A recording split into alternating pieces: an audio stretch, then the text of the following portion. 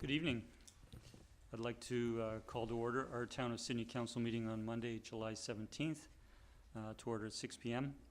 And hello to my colleagues on council, here in the council chamber, myself, Mayor McNeil-Smith, to my far left, Councillor O'Keeffe, Councillor O'Toole, to my far right, Councillor Novick, and Councillor Garnett. And two of our colleagues are joining the meeting, will be participating in the meeting via Zoom. Good evening to Councillor Duck and Councillor Duncan. Good evening to members of staff here in the council chamber, and we may have members of staff participating via Zoom as well, but they'll certainly be introduced as they speak. And good evening to members of the public here in attendance in the chamber this evening, and to those who may be watching the live webcast. Turning to the territorial acknowledgement, we respectfully acknowledge that the land on which we gather is the traditional and ancestral territory of the Wasanich people, which includes the Sawat, the Sartlip, the Pakwachin, the Sycam, and the Malahat nations. I'll now turn to approval of the agenda. And we have had several new letters from the public that arrived after the agenda was published last Thursday. There are 6 new letters regarding the proposed Mermaid Creek Salt Marsh restoration project by the Peninsula Streams and Shorelines Society, and those are from Don Dalek, Anita Mulzan, Nigel Scott, Roland Draginda, Keith Roloff, and Bob Pert. Those will be placed under agenda item 4D1 after the presentation from Peninsula Streams and Shorelines. We have 3 new letters regarding the draft active transportation plan, and those are from Colin Griwar, Sarah Fermento, and Fred Campbell. Those will be placed under item 13A, the draft active transportation plan. On the published agenda under 15.7, we have a letter from KJ Finley. We've received a second letter from Mr. Finley on the same topic, and they will be together under 15.7. On the published agenda under 15.10, we have a letter from Emma Robbins, and we have also received another letter from Emma Robbins on the same topic, and they will be together under 15.10. Lastly, we have a letter from R. Nemeth, currently under 15.4 on the published agenda, regarding Mermaid Creek, and I will raise that to be under item 4D1 with the 6 new letters I referenced a moment ago. With a hand raised, may I have a mover and a seconder that the agenda be approved as amended with those additional letters? Moved by, Councillor O'Keeffe? I was also going to, in regards to the agenda, mention that I had councillor reports so under, I guess that would be 11C. Sorry, are they listed on the published agenda? No. Okay, sorry, I'm sorry, we did have email correspondence, or we did exchange emails. Can you so that was for 2 things, for the for artsy update and update on accessibility and at the Shoal Centre. Thank you for that reminder. I'm sorry for the omission. Artsy and accessibility. And also, if we could raise correspondence 15.1 as well. Okay, so I will move item 15.1, and that will become item 14B. Okay. So we're moving it from correspondence that is just received for council's information to the correspondence section, which means council will have some discussion of the item. And with that, I would look for the mover and seconder. Moved by Councillor O'Toole, seconded by Councillor Novick. Any further discussion? Seeing none, all in favor? Thank you for those on the screen. The motion carries. I'm now turning to our public participation opportunities, and in a moment we'll go to our regular public participation period, where members of the public have an opportunity to come before council this evening and address council for up to 4 minutes on a topic that is on the agenda or a topic that is of municipal business. I do want to note that under item 4D2, which is a development variance permit application on Brethourpark Way, because of that application, our council procedure bylaw indicates that we will have a special public participation opportunity. So after we have the presentation from that applicant, I will be calling for anyone who wishes to come forward and speak to that item itself. So I'll now open the general public participation period, and if anyone is wishing to come forward to speak to any other items, please come forward. If you can provide us with your name and municipality that you reside in, there's just a little button to activate the microphone there. Is that good? Thank you. Yeah, my name is Nigel Scott. I reside at 10239 5th Street here in Sydney. And with your permission, I wish to make some comments regarding the request coming before Council for a letter of support on behalf of Peninsula Streams Mermaid Creek Salt Marsh Project. Please. Okay, thank you. These comments reflect my own thoughts as well as those of other actual Roberts Bay residents and numerous nearby residents. We find this draft requested letter of support problematic for the following reasons and request that it not be accepted nor acted upon by Council. Number one, the draft letter suggests that the Town of Sidney supports and has reviewed the actual project work and scientific modeling associated with this project.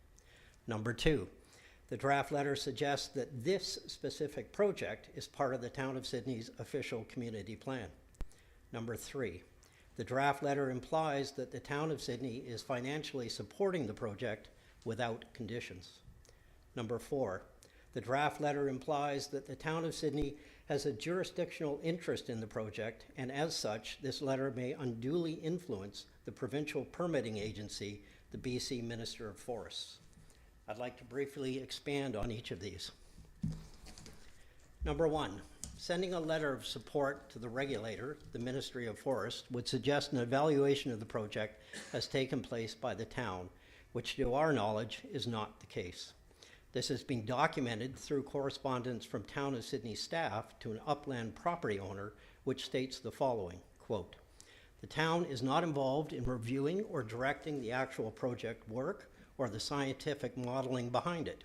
We understand that the proposed project has been designed with a set lifespan and have expressed our expectation that the town will not perform any ongoing maintenance. Federal and provincial governments have jurisdiction in this area, so we would hope that they would review the project through a full cycle environmental impact lens," end quote. To our knowledge, this has not yet occurred. Given that the town is not involved in reviewing or directing the actual project work or the scientific modeling behind it, the endorsement of the project as outlined in the requested letter would not seem to be justified. Number two, while the OCP 12.3.14 does mention, quote, "support the restoration of maintenance of the Mermaid Creek estuary," there is no mention of to whom, how, or under what conditions the form of this support will take. We would ask what other letters of, quote, "full support" have been issued by this council to private organization and NGOs, and under what circumstances. Number three, it is also our understanding that the financial support by the town mentioned in the letter is conditional on Peninsula Streams receiving all required permits and approvals, and requires a formal funding arrangement. Has such an agreement been signed? There's no mention of this in the letter, which implies that financial support may already be in place. Number four, one of our primary concerns regarding this project was the lack of information provided by Peninsula Streams regarding the methods and venues for providing public feedback to the approving and permitting agencies. Due largely to the efforts of our group, we have now established most of these. Included amongst these is the Ministry of Forests and the Natural Resources Specialist you are being asked to send this letter to. We have always encouraged any of the residents of Roberts Bay and Sidney to provide comments to these agencies and will continue to do so. However, the key difference is that with this letter, you are being asked as the official body representing the entire town of Sidney to support this project. This is being asked despite the town's admitted lack of jurisdiction and lack of a comprehensive review of the project. We believe such an official letter of support to an approving agency may unduly influence their view of the feasibility and implications of this project, and in our opinion would not be appropriate and should not be considered. I'd like to thank you for your time and consideration of these remarks, and I'm happy to provide documentation in support of any quoted material in this presentation, and welcome any questions. Thank you. Thank you, Mr. Scott, for coming forward this evening and for your correspondence that is on the agenda.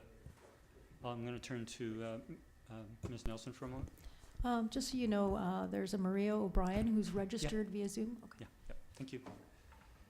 And we do have members of the public can participate via Zoom in public participation, and so now I would ask for Maria O'Brien if you could confirm your connection to Zoom, and you would then have the floor for up to 4 minutes.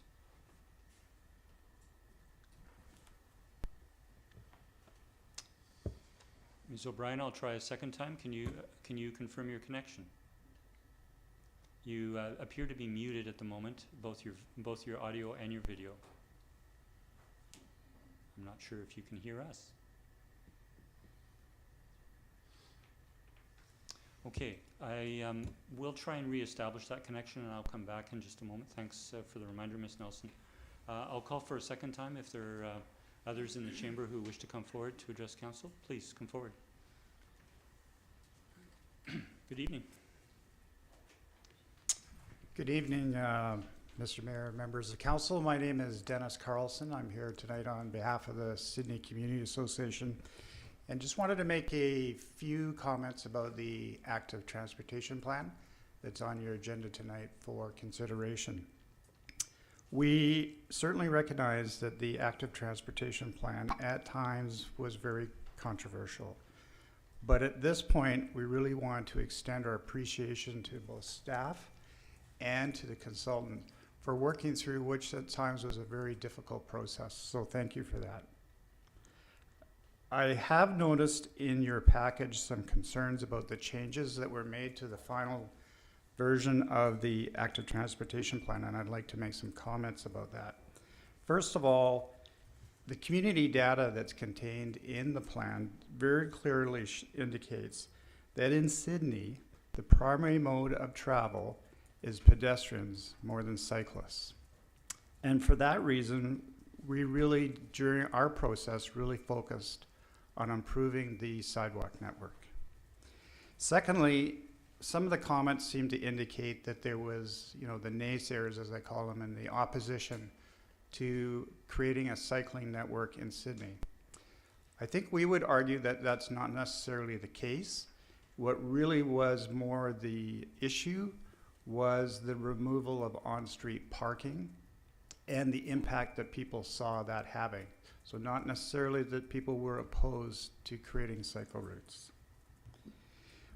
In closing, what I think has become interesting out of this process is it seems to be sparking a conversation in the community about what is Sidney. And for the Sidney Community Association, I think we were going to be looking at ways to continue that conversation with the community and see where that leads us. That concludes my comments. Thank you. Thank you, Mr. Carlson. We appreciate you coming forward this evening.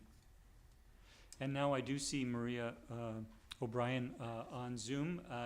If you can confirm your connection, Ms. O'Brien, you would have the floor for 4 minutes. We do have your name, if you could provide us the municipality that you reside in, and then we look forward to hearing from you. Okay, thank you. Can you hear me? Very well. Okay. First of all, I am Mariah O'Brien. My name is spelt like Maria, and I have resided in Sidney now for 2.5 years. So I'm one of your newer senior citizen residents, a fairly common category in this community. And I I have been concerned about the transportation plan, and I think active transportation plan. And I need to tell you a little bit of my personal history in order for my concern to make sense, which I am a former cyclist. The result of health complications, my favorite weekend activity was a cycling trip in the country of 100 or 130 kilometers. And I also was a cyclist who, not every day, but often traveled from downtown Toronto on my bike to York University, which is in the northwest quadrant of the city. So I am a committed cyclist, and I would love to see Sidney be more cycle-friendly. Actually, what I'd love to see is Sidney to be more friendly towards ways that maintain the health of the older population. There is, like, Sydney's demographic is 49% over 60 and over 65 actually. And the report actually chooses figures from the CRT, but if you look at Statistics Canada, not only is this percentage of Sydney's population over 65, but the percentage of Sydney's population over 85 is 9 point something. And that over 85 population is projected to grow. And there are good reasons about this community as to why the senior population is growing here. And there are only 3 communities in Canada that have this percentage of residents that are over 85. And those are all on the east coast of Vancouver Island. And the weather obviously has a lot to do with why healthy seniors come here in their later years and will continue to. And Statistics Canada predicts that this sector in the population is the fastest growing sector in the population. So the growing population is not going to be children, no matter how much you might like it to be children, it's just not likely. And so the population you need to serve is finding a way to help keep the senior population healthy, because you do not want all these residents to become dependent upon medical services. And active transportation, as well as in my previous life, I was an active cyclist, and my second important physical activity was swimming. And there is not a public pool that people can walk to in Sidney. And for your residents that are over 80, arthritis is a main issue, and needing a warm water pool in which aquafitness is taught is an important way to keep them healthy. I know that's not exactly on the active transportation topic, but it is on the topic of, I was enticed to come out to this community because of how suitable it was for seniors and how walkable it was for seniors. Well, it is walkable if you want to get to the grocery store, but it isn't really all that walkable if you want to get to the beautiful parts of Sidney, to enjoy Sidney, to be at the waterfront. And those are the things that, if you want to keep this population healthy, those are the things that I think need more attention and were not addressed by the urban systems planners. So those are reasons why I particularly care about this. And I know a little bit about transportation economy, not because I was an expert in it, but because my ex-husband, my former husband, dead, deceased husband, was a transportation economist. And he was involved in, worked for KPS, Kate's Pete Margaret, who designed the transportation system in the Toronto light system. And as a young person, I counted traffic at corners in order to come up with well-founded transportation plans. And this plan is an attempt to lay a cycling network on top of a community that was built with a car culture. If you look at where the schools are, where the hospital is, where the recreation facilities are, all these services that people need, basic municipal services, are not accessible by walking or cycling. I mean, they are by cycling if you're young and fit, but for the majority of Sidney residents who might still be cycling, they're probably not cycling that distance. Ms. O'Brien? Yes, I'm up No, time. I do appreciate, I want to be fair to all the speakers, having approximately 4 minutes this evening. Okay. Thank you for Okay. the points you made. I'll give you a final moment if you want to wrap, if you have a final point you wish to make. Oh, well, I guess my final point is that I have read and analyzed and charted 400 letters that were submitted to council about this active transportation plan. And I feel that those letters revealed a great deal of expertise in the community about ideas of how this community could be more active working with the demographic that it has, become more consistently using active transportation, and the concepts in those letters have not been developed and put into the plan. That would be, and so the residents who wrote those letters, I feel that the planners need to pay more attention, and I feel that urban systems. Ms. O'Brien. My last point, very last point, I promise. Okay, I wanted to title this little talk, if I had had more time, something called "Let Sidney Lead."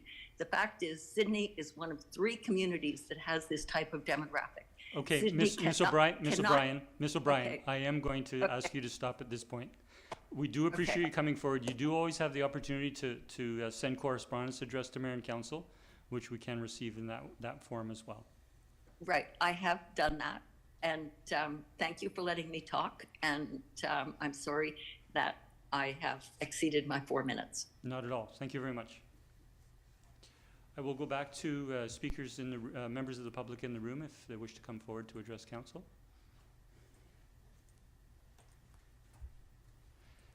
Just before you begin, ma'am, Ms. O'Brien, if you would like to mute your video, and you could continue to watch the meeting via the live webcast. Thank you. Thank you. Please go ahead. Thank you. Good evening. My name is Joseva van der Stoep, and I live here in Sydney. And I'm speaking to item 15.1 to an email that I recently wrote to council. And a year ago, almost to the day, July 15th, 2022, I sent an email to the Town of Sidney with the opening line, quote, "I have a feeling you might roll your eyes at another email titled Parking Issues." My intent was to bring a bit of humor to what I know is an issue for municipalities everywhere. It's a complex issue that's hard to resolve. In this case, parking issues at the corner of Albay and Bowden Roads are creating safety risks for pedestrians, cyclists, and wheelchair scooter users. My goal with my original email in 2022 was to work collaboratively and proactively with administration to address the safety issues.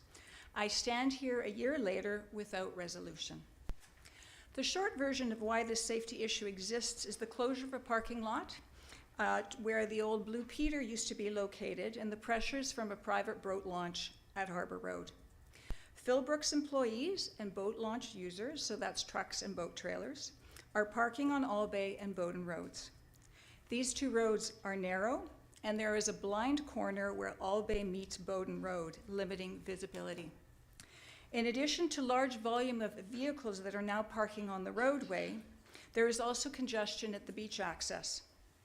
It means people, including employees of the town who go there to pick up the garbage, are backing out of the beach access onto the roadway, a violation of the Traffic Act, and most importantly, a safety issue.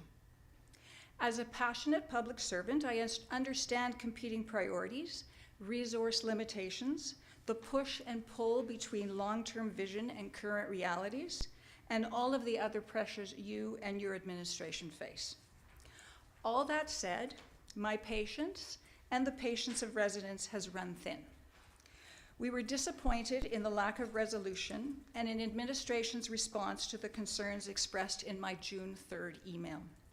It felt dismissive and unsatisfying. It shared things we already know, and it talked about the town's amount of time that they have committed to this. And there's no doubt that Mr. DeMare, who is here this evening, has spent, quote, a great deal of time on the plan to avoid changes that make things worse. Well, I and residents have also spent a great deal of time supporting resolution and avoiding making things worse for residents on Albay and all the residents on the streets around the area.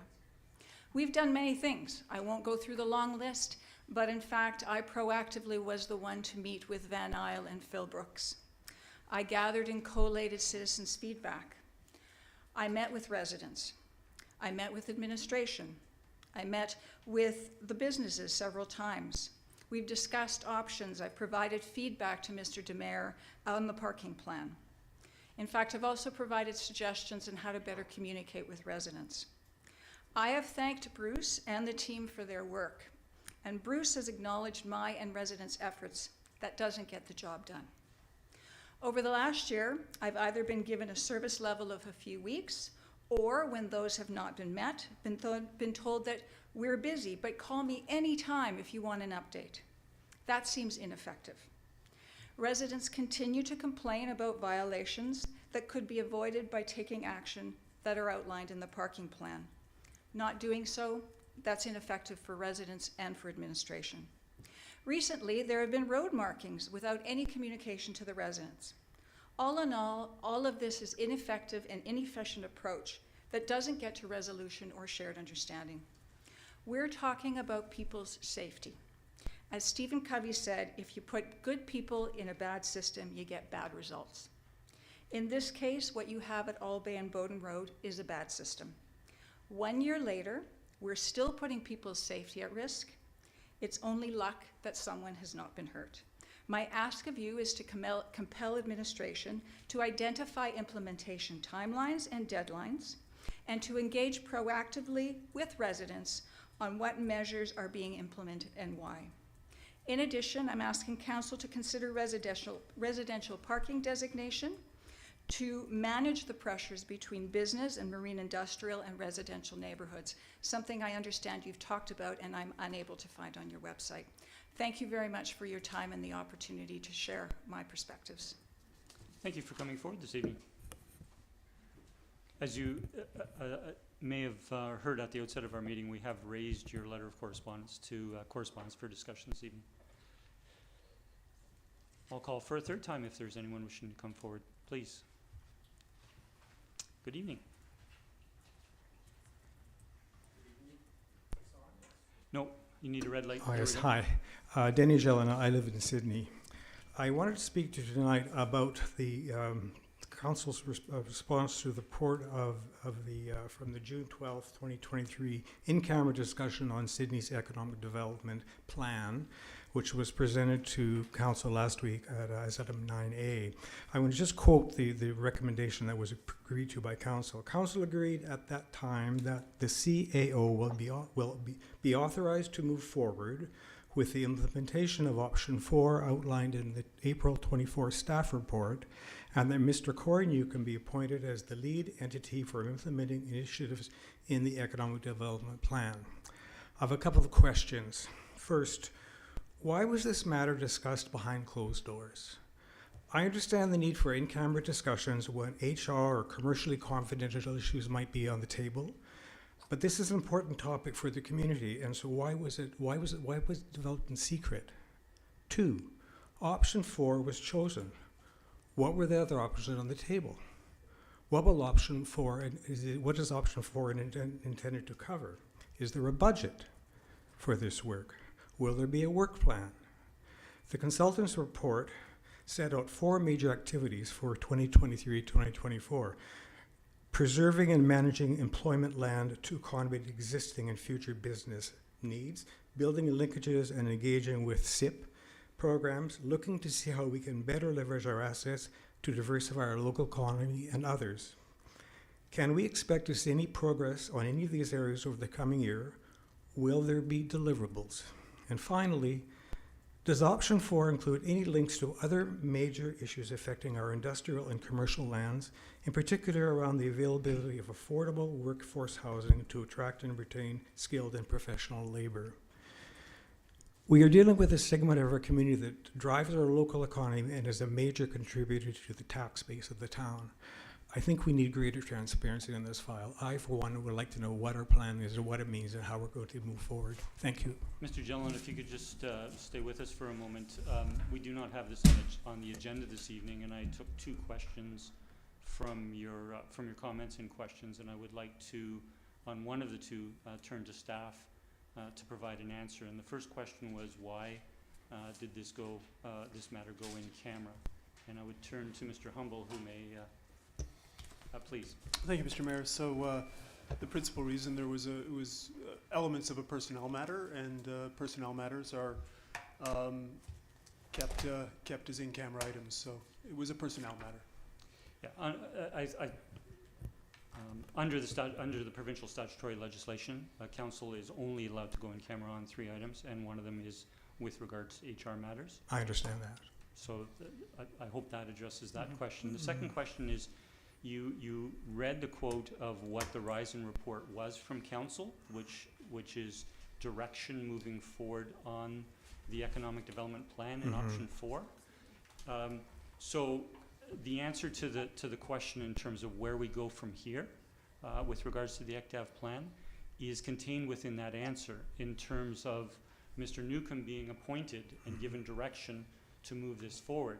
The municipal process is that when we have approved a plan and have approved a plan, and we have given direction for staff to implement that plan, and there aren't very, very specific things that will be done, such as pave this sidewalk, then staff will bring forward, either through the year or at budgeting time, if budget resources are required, to move the plan forward. So we don't have specifics other than Mr. Newcomb has been appointed in this new role, or this additional responsibility, and we do, given that that is now an approved plan by council, look forward for staff bringing forward what the next steps will be, which will allow for public engagement. I look forward to seeing that. Thank you. Thank you. Mr. Humble. Thank you, Mr. Mayor. So one option for Mr. Jelinek is regarding what the other options were. He could certainly fill out and make an FOI request for information as well. And staff would follow up with that based on the legislative requirements. Thank you. Thank you. I will do that. Thank you, Mr. Thank you very much. Yeah.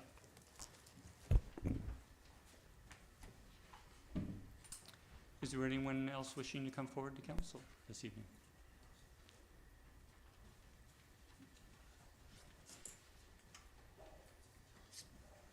Good evening. Good evening, Mayor and Council. My name's Jocelyn Gifford, and I live in Sidney. I just want to say briefly, I'm one of the residents affected by the kinds of problems that Jose was discussing, and can certainly confirm the issues are there. I'm here as the chair, however, of Roberts Bay Residents Steering Committee. Mary Chu and Jane Hunter are with me.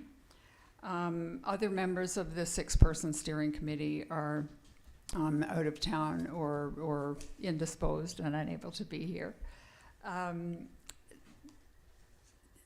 I will say 3 of us are waterfront, half of us are waterfront property owners, and the others have a very strong connection, living very close to or being involved in Roberts Bay paddlers. So we are all intimately involved in and concerned about Roberts Bay. Roberts Bay Residents was formed in early 2018, 5 years ago, by neighbors concerned about the threats to the ecological integrity of Roberts Bay and our desire to protect and enhance it. All of our activities for the past 5 years have been concerned with that goal. I'm going to just read the vision that we established in 2018 because it really is the guide. Our vision is to build a future in which our community lives in harmony with the living wonders of Roberts Bay, and where the natural beauty and functionality of the ecosystems of the bay are preserved and enhanced to ensure that this very special place stays a safe refuge for wildlife and a source of inspiration for its present and future residents and visitors. So we're concerned with both the human community and the ecosystems, plants and animals, that provide a refuge for birds in the bird sanctuary and other wildlife. A couple of us are also forage fish survey volunteers, so we dig in the sediment to find forage fish eggs, and it's really important that critical foundational building block of the ecosystem is able to continue. They forage fish feed everything else. The salt marsh is a critical part of the ecosystem of the bay, and it's under severe threat. I took videos last winter of parts of it just being swept away by a storm, and that is ongoing. The salt marsh is not being replenished by sediments from upland. Peninsula Streams and Sea Change Marine Conservation Societies have used their extensive professional skills, their experience in all municipalities on the peninsula and in Greater Victoria, and their contacts and grant writing expertise to obtain this gift to Sidney that allows us to restore and extend the salt marsh. Council is being asked for a letter of support. You're not being asked to do an environmental assessment or to evaluate the engineering of the program. There are two internationally recognized and working coastal engineering firms that are involved and whose reports are on the Peninsula Streams website.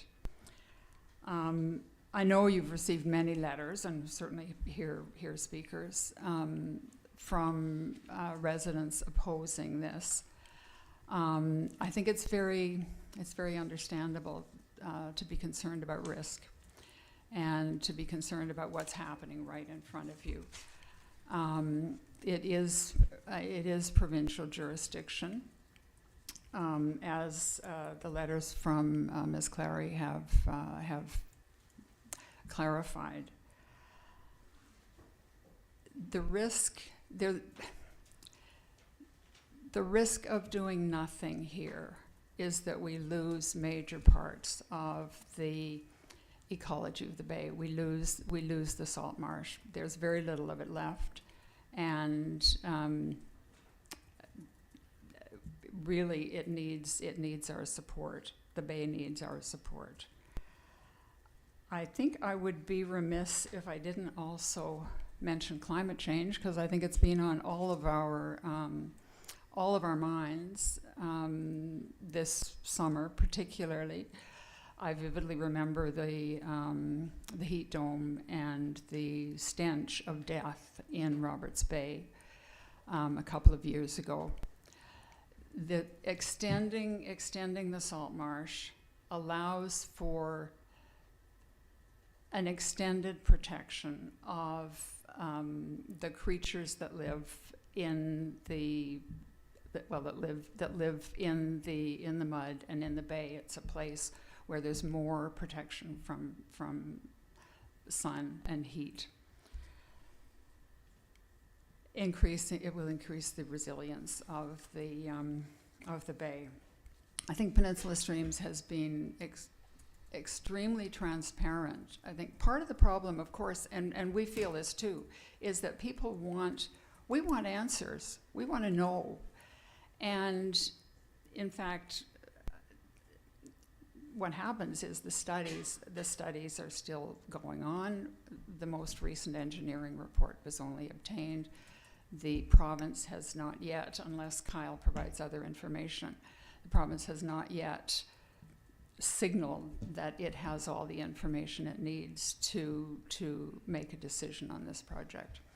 I think the support of the town is obviously critically important. It can be support in principle. This is consistent with what's in our official community plan. Is the kind of thing that other municipalities in the region have provided and have benefited from. I mean, think of Langford, and I'm out of time. Thank you very much. Thank you for coming forward.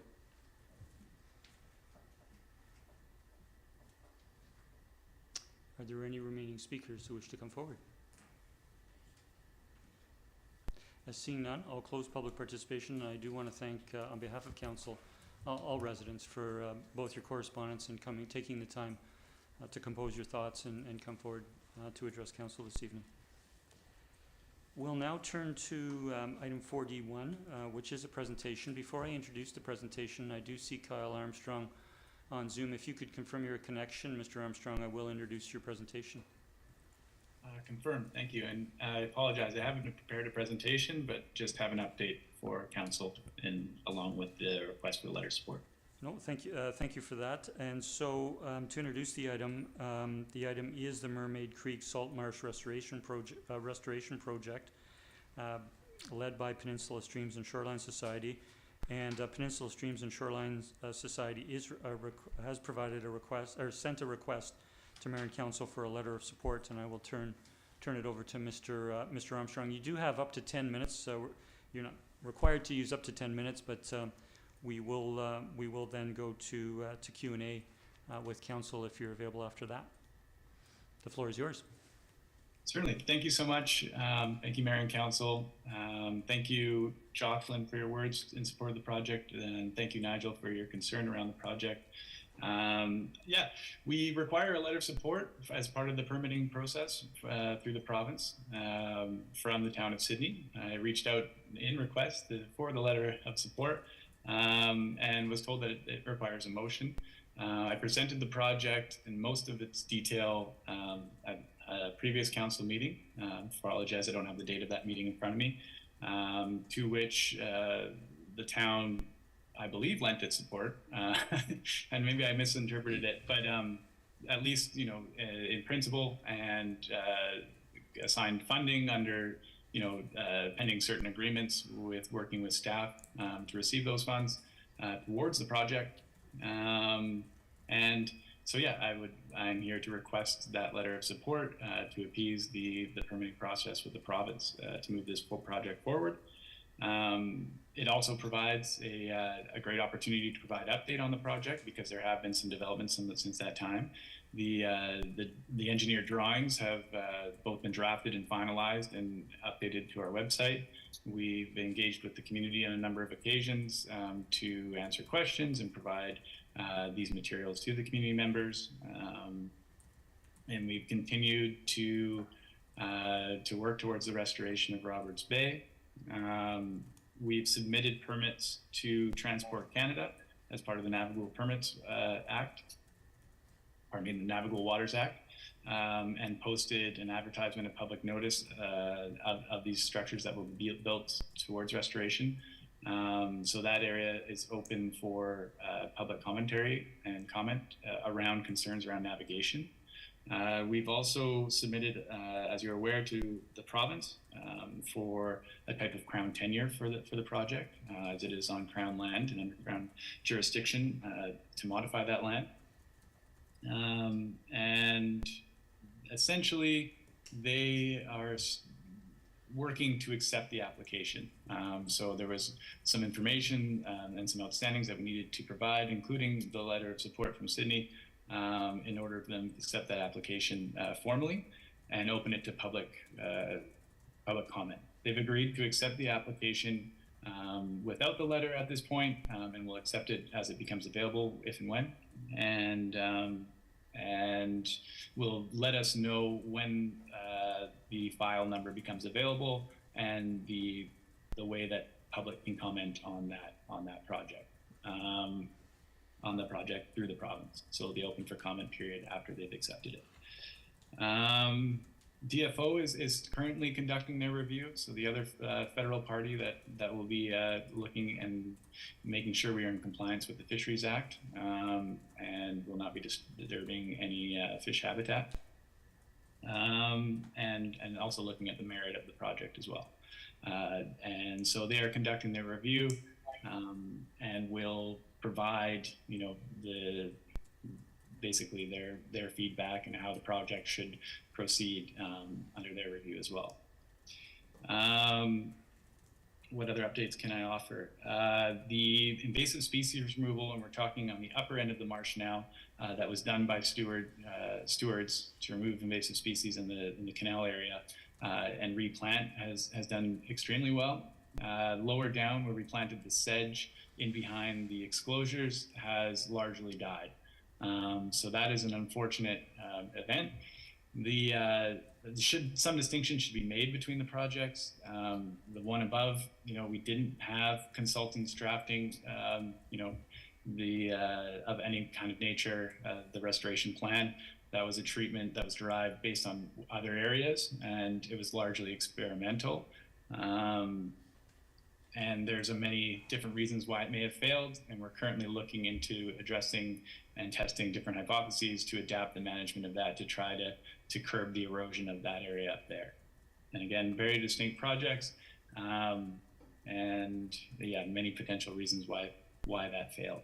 The lower salt marsh and the project that's in question, I think we've spent close to $80,000, and as Jocelyn mentioned, on world experts deriving and modeling and creating the restoration treatment for that area. So a very different nature to the projects.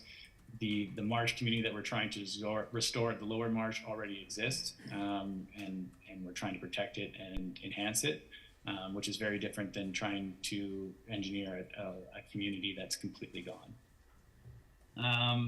And so there is some imperative, and we've been working on an imperative to get this work done this summer before another winter of erosion. The rapid rate of erosion creates that imperative and that sense of urgency. The province recognizes this, DFO recognizes this, and they are doing their best to review under their capacities. I'm sorry, is there an interruption? No, please go ahead. Okay. And so yeah, so they're working on our attempting to work on our timelines. However, we are working against the tides. And as we lose our lower tides, our windows for this project are closing. So I've heard from the province that they're doing their best to review in time and take to follow due course. However, this may not be done and completed in time for us to do the work this summer. And so if that is the case, we will need to reschedule until sometime next spring. There's benefits of that. Further engagement can occur, more feedback, more meeting with the community, and things of that nature. And of course, it's disappointing in that we may experience, or we will experience, quite a bit more marsh erosion and lose a bit more of that capital to work off of. I suppose I will leave it at that. No, that's fine. I would like to address people direct people to our website, peninsulastreams.ca. We have a projects tab in there in which Mermaid Creek and the Roberts Bay restoration work is listed, and folks can really dive in there if they're looking for more information and updates. And we try to keep that page updated as best we can. And also there's contacts within our organization to reach out with questions or concerns. And we certainly appreciate being included on those questions and concerns as they go to council or before they go to council, just so that we might have a chance to clear up any misinformation. There are some details in certain correspondence that are being submitted that I can note there are some inaccuracies. And yeah, so to avoid that, it would be really great if folks could address their communications to us, and we'll do our best to answer them in a timely manner, given the fact that we are a small ENGO with capacity issues ourselves.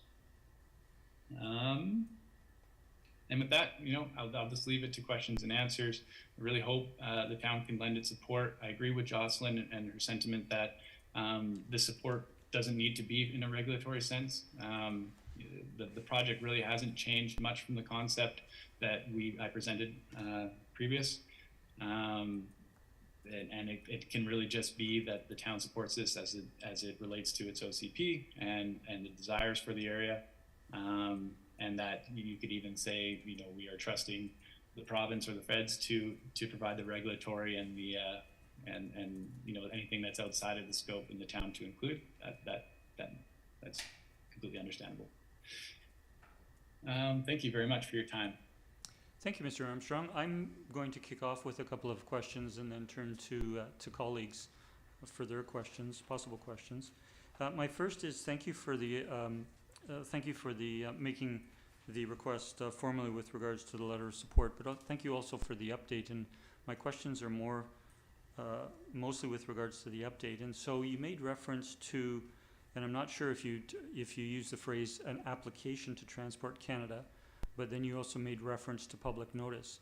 Have you, is an application to Transport Canada required, and can you clarify what you were saying with regards to public notice? Pardon me, yeah, so we just basically made Transport Canada aware of the project, and through the Navigable Permits Act, they have an application portal or thing, and then they get back to you and require that you make public notice, which was then made. So then that basically, they list the project in their portal, which folks can then provide comment to any concerns regarding transportation. Once those are submitted within the 30-day posting period, we work with an officer from Transport Canada to address those concerns to their acceptance. No, thank you for that clarification. So you have made application to Transport Canada. As part of that process, they required Peninsula Streams and Shorelines to issue public notice? Yeah, Peninsula Streams Society, our official name, to make that public notice through their portal or website, and then create, part of that is posting the project in a local publication. So we chose the Peninsula Review, and to their standard made a public notice in that editorial. Thank you for that update. And you indicated that there's a DFO review. I don't know if that's an application process as well. And is there public notification or the opportunity for public engagement in that application? No, yeah, so that is another application or a request for review of the project. So we've requested their review, they review it, and make further requirements as necessary or ask for more information, and then get back to us with usually a list of mitigations for how to complete the work. The public engagement with that doesn't exist in terms of the review. They do not receive public commentary on that, though I believe some folks have already tried. It's more a compliance issue. So if we were to go ahead with the work and we're making infractions against the Fisheries Act outside of kind of what was permitted under our application, then that could be seen. Then that's when the public would engage that branch of government to enforce violations against the Fisheries Act. Thank you for that. And my next question is with regards to the provincial application. And you indicated during your request for a letter of support that that particular ministry requires a letter of support, and then you then clarified that a bit later. Can you speak to whether is it a requirement because you're doing this work in a municipality, or is it optional? Is the letter of support or a letter from the town required for them to consider your application? When they were creating the package of the application, they requested that a letter of support from the town be included in that package. When I said that I needed to go in front of council to get that letter, they agreed that they could begin reviewing the application and wait for that letter. Whether or not it's a complete requirement or a hard yes or no, I believe I did try to say, you know, they're a funder of the project once we've signed the funding agreement, and referred them to that council meeting. They still further requested a letter of support. So that makes me feel like it is a requirement. However, that word hasn't been used. It's at the point where it's just, it's been requested strongly. No, I thank you again for the clarification. My last question before turning to colleagues is with regards to the timing of the project. And when you came before council in February, you certainly indicated that the desire to commence, as you've touched on this evening, with doing the work in the window of I believe July and August this year. Given our timing of this year, do you have a date this summer whereby you have to reschedule to next year, or has there been guidance provided by any of those authorities in terms of what will trigger timelines? Essentially, we will need to know from the province whether or not they will be able to complete their review of the project before mid to end of August, for us to be able to essentially make the proper logistical arrangements and purchases of material and scheduling to complete the project before the fall tides kind of kick in and make it unfeasible. Okay. I hope that answers the question. Thank you very much for taking the questions, and again for your presentation. I'll turn to colleagues if there are any questions. I'll begin with Councillor O'Keeffe. Thank you. Thank you for the update. A few questions from me. The first one is, so as you may recall, the council did provide support subject to a funding agreement being put in place. And so I understand staff have reached out some time ago to Peninsula Streams in order to get the conditions in place. And I think every, council and even the people who've submitted comments, everybody seems to think that generally this is a good idea. But there's things that they want to make sure are covered off, that what the town's limit is in terms of financial obligation, that we're not in a position to do any sort of environmental or assessment and these other things. So I'm wondering, I understand you've recently started communicating with staff, and do you see being able to give staff the information assurances that they require to complete that funding agreement in the near future? Yes, I'm meeting with staff this week. I apologize for the delay.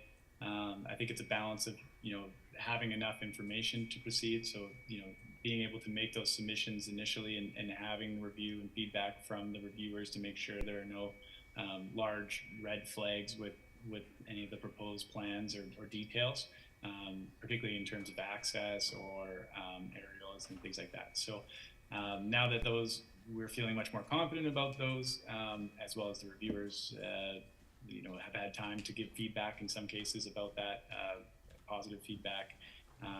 We feel we're in a much more kind of refined place in terms of our project details and planning, that we can engage with the staff meaningfully and not waste too much time having to redraft or do any of those sorts of activities.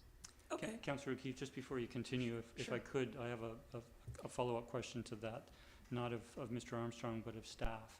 And so we've heard from Mr. Armstrong what the application processes are before the project, at the provincial and federal level, before the project can come forward. I think we're aware, it was mentioned by one of the speakers this evening in correspondence that Ms. Clary provided to a writer that after those approvals are if and when those approvals are provided by the province and the federal authorities, then the Peninsula Streams would have to come forward to the town for certain permits. With regards to the funding agreement, that funding agreement, after its terms are agreed in principle between town staff and Peninsula Streams, that funding agreement would come forward to council. That is the process that is in place. But would staff look to bring that funding agreement to council prior to the province and federal authorities giving their approvals to the project? Mr. Hisek. Thank you, Mr. Mayor. We'll certainly try, but given that we're contributing $25,000 to a much more expensive project, I'm not sure it's critical for them that it be on that timeline. I think. Please don't take my comments as indicating whether I think it should come forward sooner or later. I was more just requesting what staff's approach was on this. If everything aligns and we get the information that we need this week or shortly thereafter, then we expect bringing it back to council in the August meeting. Thank you. Please continue, Councillor O'Keeffe. Thanks. I had questions similar along those lines, but I guess to Mr. Armstrong. So knowing that we could, get that, hopefully that now that you've focus some attention on that, and meeting with staff this week, it sounds like they can bring that back to us in August. And based on your earlier comments regarding what you've heard from the province in terms of they can sort of get working on your application, and that they're open to receiving the letter from the town in the near future. Would that time frame, do you think, be would work in terms of providing that letter of support once we have the funding agreement in place? Sorry, I'm gonna have to interpret your question. Okay. Councillor O'Keeffe, just for my own benefit and perhaps others. But you're making reference to the funding agreement being in place before we provide a letter of support to the province? Yes, that's my, yes. Okay, I won't ask you to speak to that rationale now. If you do have a question of Mr. Armstrong, I'll leave it posed as that. But the item on our agenda this evening is whether or not we will provide a letter of support. But and you're Yes. tying it into that. So I'll turn to Mr. Armstrong if you wish to reply to that question from Councillor O'Keeffe.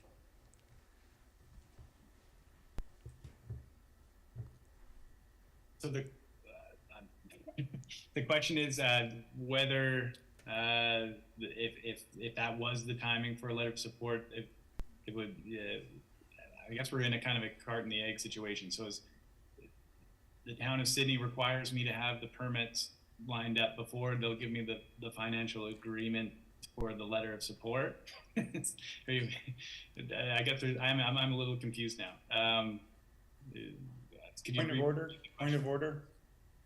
I'll take your point of order and rule on your point of order, Councillor Duck. Yes, the question here is the request for the letter of support. I think there is confusion between the two items relative to the financial support, which is different from a letter of support in principle. And I think that's the clarification that needs to be addressed here, that the Peninsula Streams and Shorelines is seeking an official letter of support for the project, nothing to do with any relationship to the funding we're doing to that. So I think we should stay clear on the topic. Thank you. Thank you. I accept your point of order, Councillor Duck. And so, Councillor O'Keeffe, I will ask you to be clear. The item on our agenda is whether we will be considering, after this presentation and Q&A is concluded with Mr. Armstrong, making a decision on whether we will provide a letter of support. We've had clarification from staff with regards to the funding agreement. If you could, let you continue. So I guess maybe a further question to staff in terms of the funding agreement. My assumption is that the funding agreement or the agreement with Peninsula Streams not only covers the $25,000 that we agree to, but that there would be other conditions in there as well. Councillor O'Keeffe, we have heard from staff in staff's correspondence and explanation at previous meetings that there will be a permitting process that Peninsula Streams will make to the town of Sidney after it has its other approvals. So yes, there are things beyond the funding agreement, but they are stipulated in terms of the permitting process. Are you making reference to something otherwise? And I guess if that's all it's going to include, that addresses that. I've got a couple of other questions, if I may, for Mr. Armstrong. So in terms of one of the things that I liked in your presentation back in February was about the public engagement and getting information out to folks. One of the things was signage in the area. Is that up there now? I haven't been down there recently, but that was one of the things you were talking about doing, putting up signage to explain to people about the project and where they could get additional information. Is that there, or is that still to come? Yeah, we worked with Jen and staff to post some signage at each road entry to Roberts Bay, highlighting the project. The date is still outdated. It says that we would begin construction in July, which was originally proposed. As we all know, that hasn't been the case. So that signage needs to be updated. Probably when we know a little bit more about when this project will occur, we can update those. Right, okay. And just in regards to the financial component, I mean, our contribution is a relatively small one. But if you had to delay this further and there's additional costs would you anticipate coming back to us, or, and also curious about, or wanting to know, what sort of contingency that you build into these projects? And I guess my concern about the financial aspect, if it got delayed, was that although it's not really our project, if for some reason there wasn't the financial resources to complete the project, that Sidney is perhaps left with an incomplete project in one of its environmentally sensitive areas.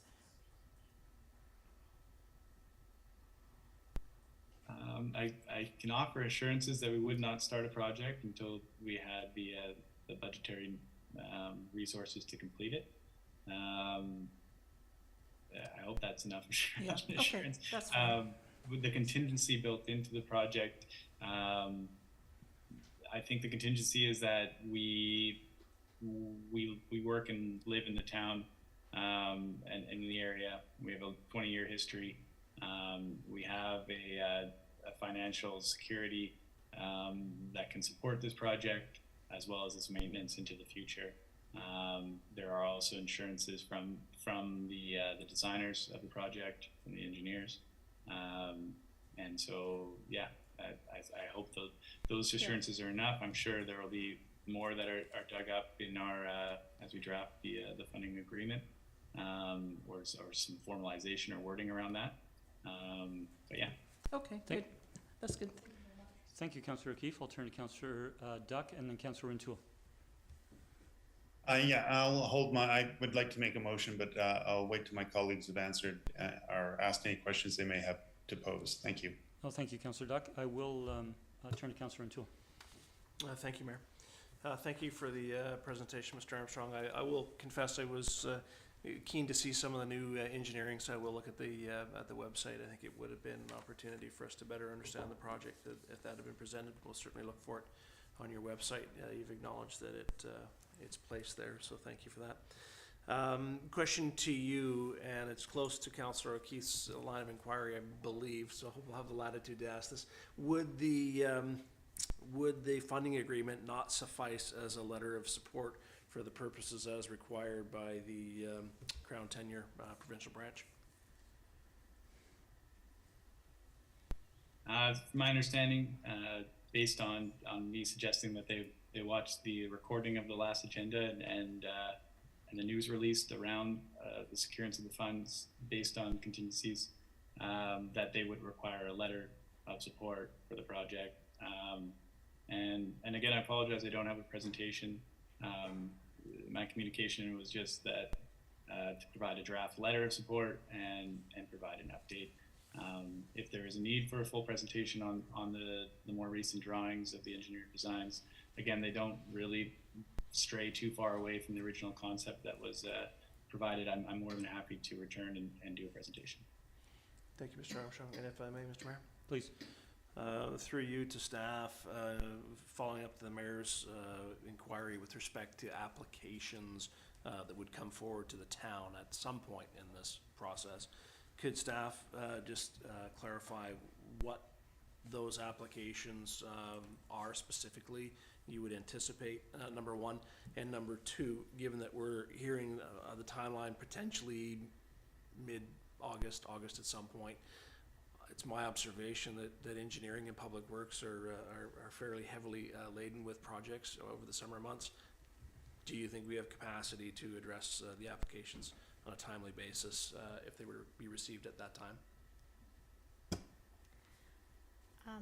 Through to Councillor Rintoul, the town staff are actually meeting with Mr. Armstrong on Wednesday, as he indicated, as a first step to discussing a right-of-way permit. The right-of-way permit would be required if they are performing any work within the municipal right-of-way.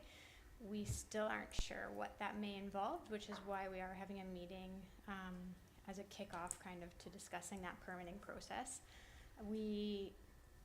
Although we are busy, right-of-way permits are something that we do process quickly typically. There's always different work happening around town, from window washing to interior renovations where we have to process them. People are wanting to set up the next week kind of thing. So we would have time to process this in advance for their work, as long as it's as long as they provide all the information we need when it's required, so.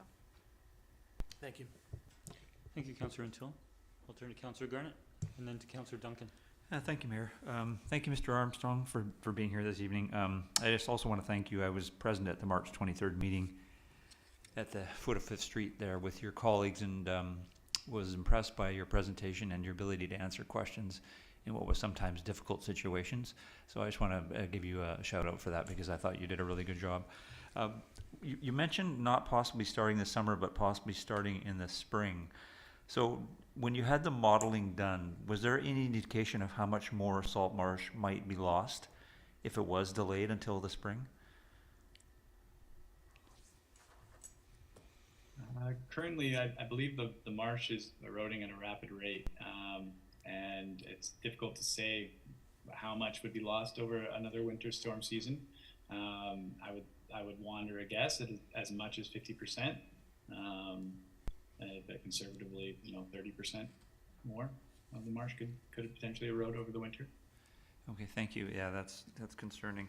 And the one thing that through conversations I've had in the community and from emails and communications we've had from residents in the nearby area, there seems to be some kind of a disconnect on communications with the nearby residents and access to particular sites they had trouble finding. And I'm wondering if there's been anything done to sort of rectify the concerns of the residents that sort of live in that area at the bottom of 5th and Lovell and towards Malaview.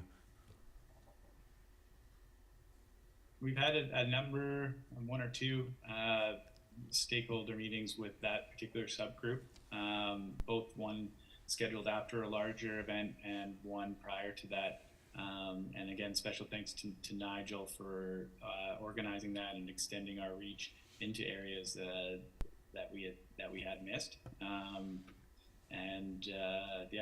So those have been partially the remedies.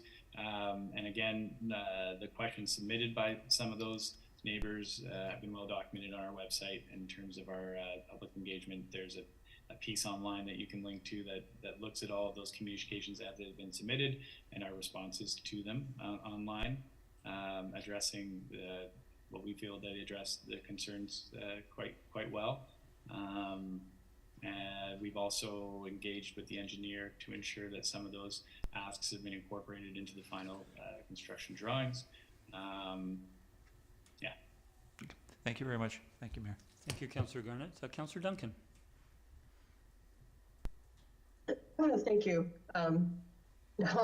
Sorry if I missed this. I know one of the comments from the particular 5th Street group of residents, and my apologies if it was earlier and I addressed earlier and I missed it while my brains came out my nose, but was that the roadway, and I know you have on your risk register on the website, one of the benefits of being here at home is that I've been looking at your updated engineering drawings that are up there and seeing that, yeah, indeed, they don't deviate from what was previously presented, but now they're, gone to that next level of technicality. But is that the risk register has noted that there is the potential for risk for the wear and tear to the roadway, and then that's mitigated in part by your best practices and an insurance plan. And I'm guessing this is something, and maybe staff will address it as well, that you've done other beach nourishment projects, I know, with large truckloads of materials going through again. And is this something that you had to do at the end of projects before, is potentially work with the municipality on repairs to a roadway? Or what is the criteria for deciding that there has been enough tear from an individual project that the group doing the project is required to actually help fix it? Councillor Duncan, are you directing that question to staff or to Mr. Armstrong? Well, I guess it's a little of both. If they've got it in as part of their insurance plan, maybe it's come up before on other projects where they had kind of this large scale work, and then probably staff as well, if Mr. Armstrong, doesn't have an example of when they've had to do that before, where our criteria would be. If I could take the liberty to turn to staff first, and then certainly welcome Sure. Mr. Armstrong's input. Ms. Clary, would you care to address that question? Through to Councillor Duncan, the town does have the authority to require developments to improve the right-of-way up to the center line of the road. This particular project is not within a private property, so we would need to work with the applicant to determine what would be reasonable in this situation. And is that something that would be going into, I guess, Councillor O'Keeffe's questions before about what would be in the funding agreement, or is this something that would be as part of the permitting process for kind of when they're having to use that roadway for their equipment to go through, or something that would come out later when we're proving the end of the use of the site? At what point would that be triggered in the process? So typically, the town does take deposits for right-of-way permits. So if someone has, for example, a garbage container, a large garbage container on a road, we may take a deposit in case that damages the roadway surface in some way, and then we would require them to fix it after they were gone, or if they don't, we would take that deposit and make the repair for them. However, this project is a bit unique where the 5th Street will see much more traffic than it typically would in a regular day. So again, we would have to work with the applicant. We haven't received information about which areas of the right-of-way they will be using.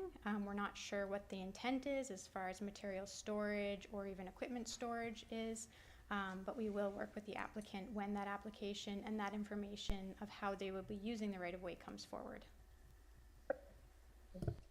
Thank you, Ms. Clary. Thank you, Councillor Duncan. Councillor O'Keeffe? Thank you. One more question through you to staff.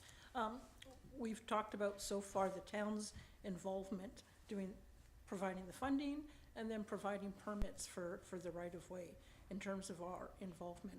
What my question is about the fact that Roberts Bay is an environmentally sensitive area in Sydney, and we're, as has been mentioned in some of the correspondence and comments, we're not doing any sort of environmental assessment. We're relying on Peninsula Streams or provincial authorities or federal authorities to make sure that they're protecting what is a very important area to us. So is that something that we would perhaps include in a letter of support, that yes, we're approving this amount of financial support, and it's our understanding that the provincial or federal authorities will be conducting whatever environmental assessments are to be conducted in order to make sure that this environmentally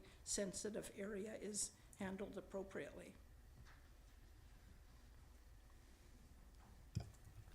Through to Councillor O'Keeffe, that would be up to council to determine, but I think that would be reasonable because yes, the town does not have the internal resources to do that sort of environmental assessment. Okay. So council, thank you for the questions. Are there any further questions of Mr. Armstrong with regards to the letter of support? I'm not seeing any, so I do want to take this opportunity to thank Kyle Armstrong for your presentation this evening, formalizing your request for a letter of support, and also providing an update on the project and taking questions from council. Thank you. So now, council, we do not have a staff recommendation. Staff has left it to us to bring a motion forward at our request, and I will turn to Councillor Duck. Yes, I'd like to make the motion that we provide a letter of support and principle for the Mermaid Creek Salt Marsh Restoration Project to the Peninsula Streams and Shorelines as part of their requirement for application to provincial and federal authorities. I'll second that. So we have moved by Councillor Duck, seconded by Councillor Novick. I'll turn to the mover to motivate. Yes, I think the crux of this is a request from Peninsula Streams as a requirement of their application process through to the provincial and federal authorities, and it is up to the provincial and federal authorities, especially the provincials as in jurisdiction, to oversee that the project fits with the components of that. And this unrelated, I think, to the funding agreement that will be separate of this between the town and the Peninsula Streams. And as such as Mr. Hissack has noted, this is such a small amount relative to the complete project. And I think we should be moving forward with this letter of support to help get this project underway. And certainly there's more steps to be done, and it's been made clear that there's a number of these pieces that are still undetermined right now, but this is one of those steps that we have to take as the town of Sidney to provide support to Peninsula Streams and Shorelines in this project. Thank you. Thank you, Councillor Duck. I'll turn to Councillor Novick. Thank you, Mr. Mayor. It's my opinion that Peninsula Streams has their ducks in a row for this project. We've heard lots of input from the community, some positive, some negative, but I think on some, I'm satisfied that this project is good for Mermaid Creek and for Roberts Bay, and the corollary to that is that it's good for Town of Sidney. And so I'm quite happy to support it, and I think we should issue this letter of support, which is necessary for Peninsula Streams to go ahead with the project. Thank you. Thank you, Councillor Novick. I'll turn to Councillor Rintoul. Thank you, Mayor. So I guess I have a couple of concerns, and I may have preferred to see this tabled for a decision on a letter of support to come at the same time as staff having, I think, a little more clarity from Peninsula Streams around some of the items that staff addressed, and to that I'm referring to the types of town permitting that we required, be it around material storage or equipment storage, roadway, accessibility, right of way, etc. So there's I mean it's a process that I heard Mr. Armstrong say we're not in a rush for this. They're going to move forward with the process.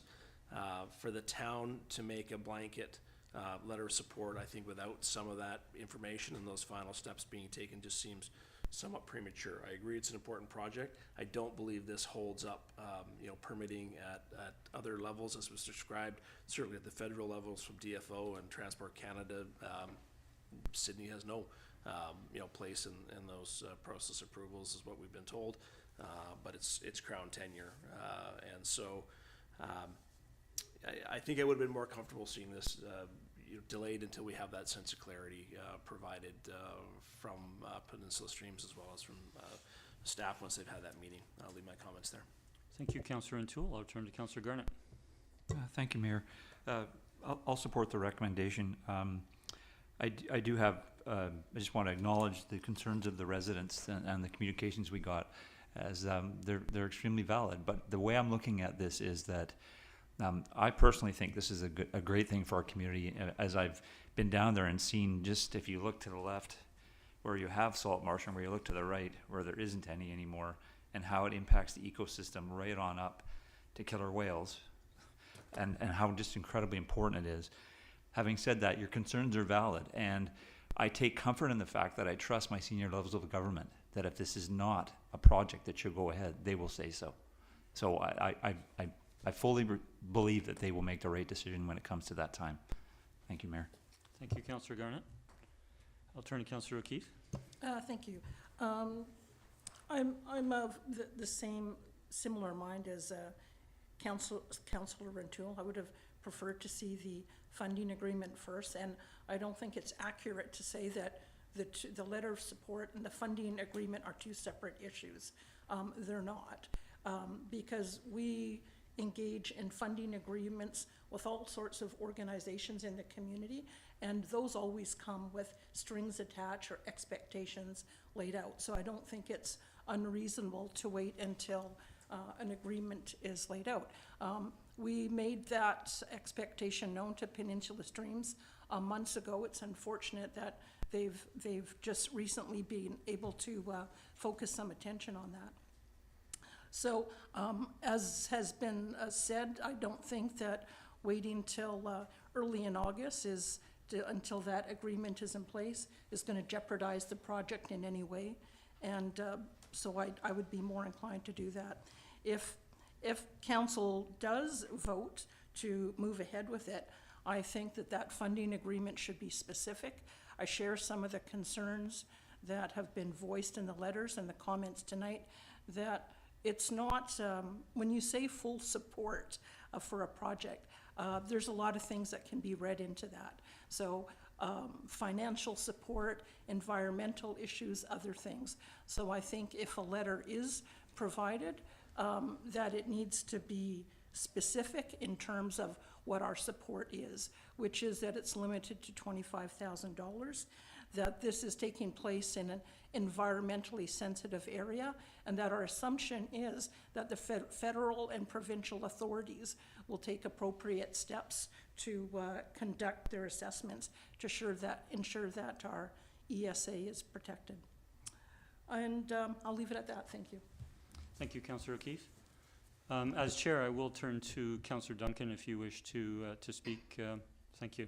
So I will speak in favor of this motion, but I want to speak to a couple of items. First is I do appreciate the residents coming forward with their concerns, and we can appreciate why you have the concerns that you've expressed.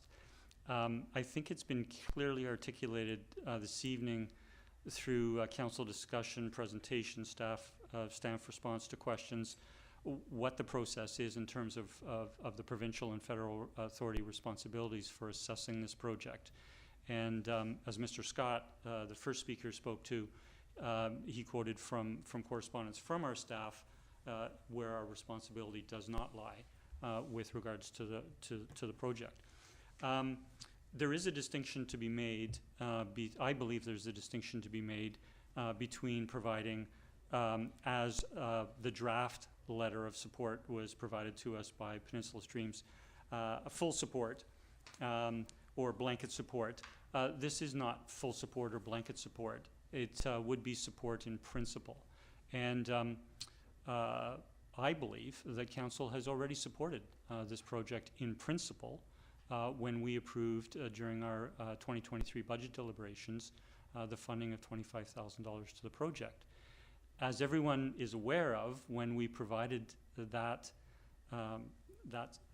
financial support, it was contingent on a funding agreement being put in place. And through the council resolution for that funding agreement to be created and for it to come back to council, staff have the experience in both drafting funding agreements. We've done them with Peninsula Soccer, we've done them with the Mary Winspear Centre, we've done them with all sorts of organizations in our community that come back to council and they're approved by council and they're thorough. And so I have confidence in the funding agreement being agreed upon in terms of what staff believe, what council has expressed their concerns, and what staff will bring forward in terms of that funding agreement. In terms of the letter of support, it's a support in principle, and we should qualify, based on the comments I've read in the correspondence and heard from speakers this evening, we should qualify in that letter of support that we acknowledge that it will be the provincial and federal authorities that approve, that assess this project, and that the town of Sidney is not assessing this project from an engineering, from whatever the particulars of those jurisdictions, where those bodies have jurisdiction. And I think a letter, as I say, we have provided support in principle through the funding, even though it's subject to a funding agreement. And as Councillor Garnett alluded to, I'm trusting of the provincial and federal processes that are in place, and I'm trusting of the processes that we have in place with staff now to both bring back a funding agreement for staff, but also staff have experience in providing right-of-way permits. We've had major projects in this town where the proponent has had to remediate or improve or bring back to the previous condition a roadway or a structure or whatever the town improvement is. So our municipality, our staff have experience doing that, and I have confidence that staff will be able to do that. And staff will be able to, bring those concerns or bring those particulars to the attention of Peninsula Streams, and when necessary, it will come back to council. So I'll leave my comments there and thank everyone for their input, both public and council and staff this evening. Seeing no further, Councillor O'Keeffe? Just a quick question through you back to staff. In terms of the letter then, do they need any further direction on us in terms of elements that we kind of discussed here today in terms of, you know, having a limit on the amount or? Again, I'm not, the letter of support in principle is for the project. Yes. I'm not even certain we need to we can make reference to the funding, but the funding is subject to an agreement. I don't think the province is looking for where we are in the funding agreement between us and the organization. They're looking for a letter of support in principle, given that this project is happening in our municipality. So my question And so, is sorry, to staff. I'm gonna ask a question through the staff, is that, would this be a letter signed by myself? Yes, we would work with you, Mr. Mayor, on the establishment of the letter, and it won't be coming back to council. We've heard the discussion here this evening, and we'll work with you on the letter, and you would sign it. So, thank you, Mr. Humble. So I commit to the letter, providing the information that I've made reference to in my motivation on this. Yep, no, that's fine, thank you. Thank you, Councillor O'Keeffe. Thanks again to staff. And so, seeing no further discussion, I'll call the question. All in favor? Opposed? We have 2 opposed, Councillor O'Keeffe and Councillor O'Toole. The motion carries. Thank you, Council. Thank you again to everyone. Thank you, Mr. Armstrong. Moving on our agenda, we are turning to item 4D2, which is development, and sorry, we do have a presentation from Mr. Marc Burg. Is he in person this evening? Oh, thank you. Please come forward, Mr. Burg. I'll introduce your presentation. Item 4D2 is Development Variance Permit Application Number DV 100340 at 2134 Brethourpark Way to reduce the side yard setback for heat pump installation. Mr. Burg, I'm just going to pause for a motion. Many of those in attendance this evening were here for that particular agenda item. I would just pause for a moment if those individuals are wishing to leave. Thank you for attending this evening.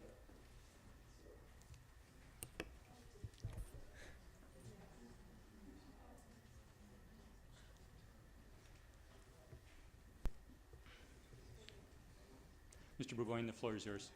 I live at 2134 Brethourpark Way with my wife and 5 children. We put in this variance for the setback for the heat pump location for a few just small reasons. I haven't done a presentation, but number 1 was the visual effect for the neighbors. We have an oddly shaped yard. I don't know if you have that. Yeah, we do have the particulars, all the particulars. So the 2 options were in that skinny back piece or the side backyard, they say.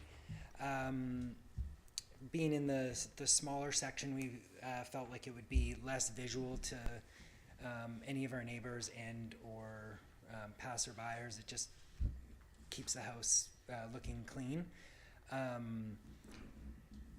As well as the noise effect. It keeps the heat pump away from bedrooms and our neighbors' windows. Thirdly, the side yard that was the other location, we do have 2 or 3 bedroom windows right there for my family, as well as a neighboring house has a bedroom window that's located fairly close. That's also the main outside living area for my family and children. And lastly was the internal effect of where the mechanical, electrical units are in my house. So we have a finished basement, keeping that in that location would just minimize the damage to the basement area where connecting to the furnace and the electrical equipment. And that's pretty much all I have for you. Thank you for that. We'll let you take a seat. As the next steps we have in our process this evening are to allow any members of the public to, if they have questions or comments with regards to it, and then council will move forward on the next agenda item. So thank you for coming forward this evening and attending. So I will open the special public participation period. Is there anyone wishing to come forward to speak to this item on the agenda? I'll call for a second time, and seeing no nods or movement, I will call for a third time and close the special participation period. Thank you again for coming forward. We'll now turn, we don't have any bylaws this evening, so we'll close that presentation. We don't have any bylaws, and so we move to development permits and development variance permits, and item 6A is this same development variance permit, application number DV 100340, and we do have a recommendation. I will turn to Councillor O'Toole. Oh, sorry.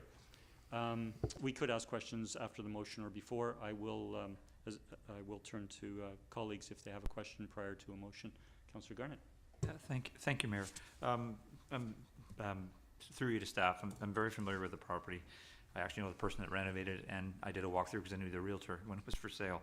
So I know it was designed for a legal suite, and you currently don't use it that way, obviously, because you have a large family, you need the space. So through staff, because it doesn't actually specify in here, would it be a multi-unit heat pump, so that there would be, I'm just thinking in terms of the future, if the home ever goes to another owner who wants to rent the lower suite, if there will be the ability to heat and cool at home in the basement as well as the top floor.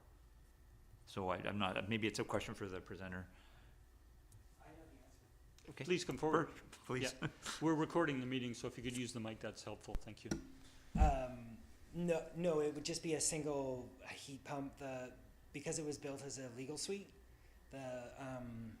the basement is strictly heated by baseboard heat, has its own meter. The upstairs has the gas furnace with the heat pump, would have the heat pump attached to it. So it'd be heating and cooling the upstairs, but the downstairs is strictly would be heated by baseboard heat. Okay, yeah. I'm just concerned for future use of maybe they would have to install a separate heat pump is basically what would have to happen. And the other question I have through you to staff, maybe if you're still there, you could answer it too. So I'm a little confused by is the request to install a heat pump, or is the request to provide a variance for a heat pump that's already been installed? Because I have been by the home and there is a heat pump there, so I'm a little confused as to what the actual request is for. Okay. It was to install a heat pump. Okay. All right. Okay. Thank you. Thank you, Thank you, Mayor. Thank you. We'll turn to Councillor O'Toole. Thank you, Mayor. I'll move the recommendation that owners and tenants in occupation of the property within 75 meters, 246 feet of 2143 Brethourpark Way be notified regarding development variant application number DV 100340 to reduce the required minimum interior side setback for a heat pump, and that any written correspondence received be forwarded to council at the time of consideration of approval of the variance. I'll second that. Second. Thank you. We have it moved and seconded. Do you wish to motivate Councillor O'Toole? Yeah, thank you. I'm just pleased, to see it move forward to the next phase where immediate neighbors, particularly the one behind the property, will have the opportunity to comment and come forward should they so wish. I appreciate Councillor Garnett's comments and concerns, thinking that it's a basement. It may well be cooler at any rate, without the level of service that you've expressed an observation with respect to. So I'm happy to support the recommendation. Thank you. Thank you, Councillor O'Toole. The seconder. Thank you, Mr. Mayor. I don't have much to add. I think it's a reasonable request, and we've dealt with quite a number of heat pump variances for setbacks, and I don't see this as being much different from any of the others, so I'm happy to support it. Thank you. Thank you. Any further discussion? Seeing none, I'll call a question. All in favor? The motion carries unanimous. Thank you. We're now turning to adoption of minutes. With a hand raised, may I have a mover and a seconder that the minutes of our June 26th regular council meeting be adopted? Moved by Councillor O'Keeffe, seconded by Councillor Duck. Any corrections? Seeing none, all in favor? The motion carries. Thank you. We have no business not completed. We have no rise and report from in-camera minutes. I will turn to the mayor's report. I do have two updates to provide, or two items to provide a verbal report on this morning, or this evening. Later on in our agenda this evening, council will be looking to approve Sydney's first active transportation plan. As the CRD, the Capital Regional District, has recently completed repaving another section of the Lochside Trail in Sydney, I thought it would be appropriate at this time to acknowledge both the importance of the Lochside Trail and the excellent work of the Capital Regional District. As many in our community know, the Lochside Trail that runs through Sydney is a significant active transportation corridor for people of all ages, for cycling, walking, and rolling, and for all types of trips, including students at our local schools and visitors coming to or passing through Sidney. The trail consists of shoulder bike lanes at the north and south ends of Sidney, and a major stretch is a dedicated paved pathway. I've recently touched base with CRD staff on some of the details surrounding 2 repaving projects completed over the last 14 months. In May of 2022, the Capital Regional District completed the repaving of the Lochside Trail, the section from Ardwell to Mills Road, at a cost of approximately $200,000. And in June of this year, the CRD completed the repaving for the next section from Mills to Beacon Avenue at a cost of approximately $245,000. These 2 projects were funded by grant requests by the CRD to the Victoria Foundation. So as part of the project, some sections had vegetation root guards installed on the sides of the trail, and gravel shoulders were placed next to the paved trail surface to lengthen its life. The most complete data set on trail visitation is from 2021 at the Ardwell and Lochside Trail, where visitation, including pedestrians and cyclists, totaled 144,752 for the year 2021. This data was collected using one of the CRD's regional planning traffic counters, which distinguishes between cyclists and pedestrians. The total number of cyclists recorded at the counter location in 2021 was 82,480, and the total number of pedestrians was 62,272. The Victoria Foundation has indicated that there will not be any further funding available for them for continued repaving of the Lochside Regional Trail anywhere in the Capital Regional District. As members of the public may be aware, the Capital Regional District has 3 major regional trails totaling 100 kilometers, and the Lochside Trail is a significant portion going all the way down to inside Victoria. The portion of the trail from the Sidney Public Works facility to Weiler Avenue is quite rough and will require a significant capital investment for refurbishment. We have heard from Ms. Clary, our Director of Engineering, Parks and Works, at an earlier meeting that our staff and CRD staff are investigating options for how this section is to be repaired, and the CRD continues to seek available funding to do the work. I would like to acknowledge the great work of the CRD, with many thanks to all CRD staff involved in these improvement projects, and also special thanks to the CRD and the Victoria Foundation for working out the funding for those trail improvements. That's my remarks on the Lochside Trail. I see Ms. Gifford has left the meeting this evening, and she did get up and speak during public participation, but with regards to the Mermaid Creek restoration project. But I wanted to, we have a letter of correspondence under 15.4 that is not receiving council discussion. There's no motion to come forward this evening. But Ms. Gifford took the opportunity to provide a letter to council in the agenda that indicates that subsequent to the Town of Sidney and council approving the revised updated official community plan last year, which increased the number of environmentally sensitive areas to 4 in Sidney, that Foch and the Roberts Bay residents, Friends of Shoal Harbour, go by the acronym Foch, and the Roberts Bay residents go under the acronym RBR, undertook to educate the public about the prohibition zones in environmentally sensitive areas with, one of their objectives is to protect wildlife in those 4 environmentally sensitive areas from disturbance by illegal fireworks, by increasing public awareness. And my thanks goes, on behalf of council, goes to Ms. Gifford and to all of those that she names in her letter from different organizations, both Roberts Bay residents, Foch, and the Sidney Community Association, to take the initiative to gain funding from Foch to produce materials.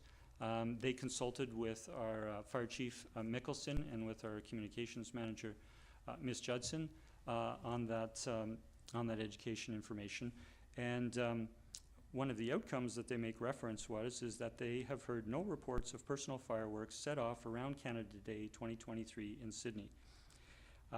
It is possible that it would have been quiet without any public education campaign, but committee members and other volunteers have received many comments, positive comments from the public. So I just wanted to take this moment to acknowledge the letter received from Ms. Gifford and again to those organizations that took the initiative to do that public awareness campaign. And they intend on continuing with that at the other time of year, most popular time of year for fireworks, Halloween in the fall.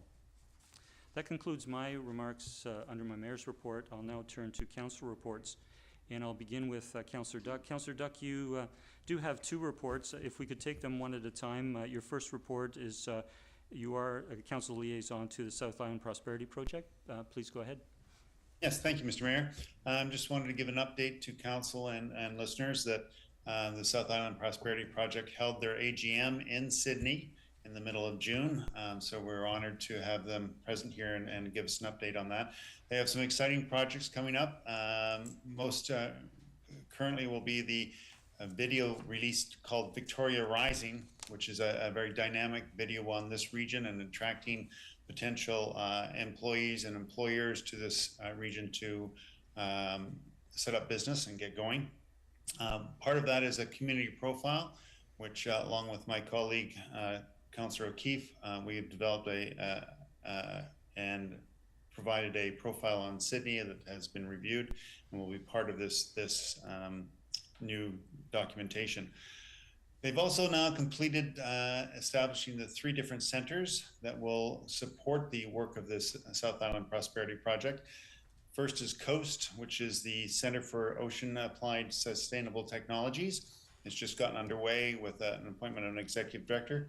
Second is the IPC, or Indigenous Prosperity Center, which is just launched their website relative to the different businesses throughout the Capital Regional District that are organized and delivered by Indigenous peoples. That was very welcoming to see the different types of businesses that are well established in our community. And the third and most newest is they now have a community economic development support center, which will be working with the different municipalities on their economic development things. And I certainly hope that we'll get that support from SIP to our staff and through Mr. Newcomb and Mr. Gillison, who is going to be the executive director of that center, has a good past history with Sydney. So I'm looking forward to some good support from them and pushing forward our efforts. That's all I have on this South Island Prosperity Project. Thank you for the positive update, Councillor Duck. I'll just turn to colleagues if there are any comments or questions. Seeing none, thanks again for that report, and please go ahead as our representative to the CRD Climate Action Intermunicipal Task Force. Please go ahead. Quite a mouthful. Yes, equally, we had a meeting in early June relative to an update on the projects that the CRD is leading around climate action. And 3 that I'd like to report on are the heat vulnerability mapping project, which is identifying challenges with our climate action and vulnerable populations that are exposed to that. So you see projects coming forward such as air conditioners and other elements to change how we can manage our climate.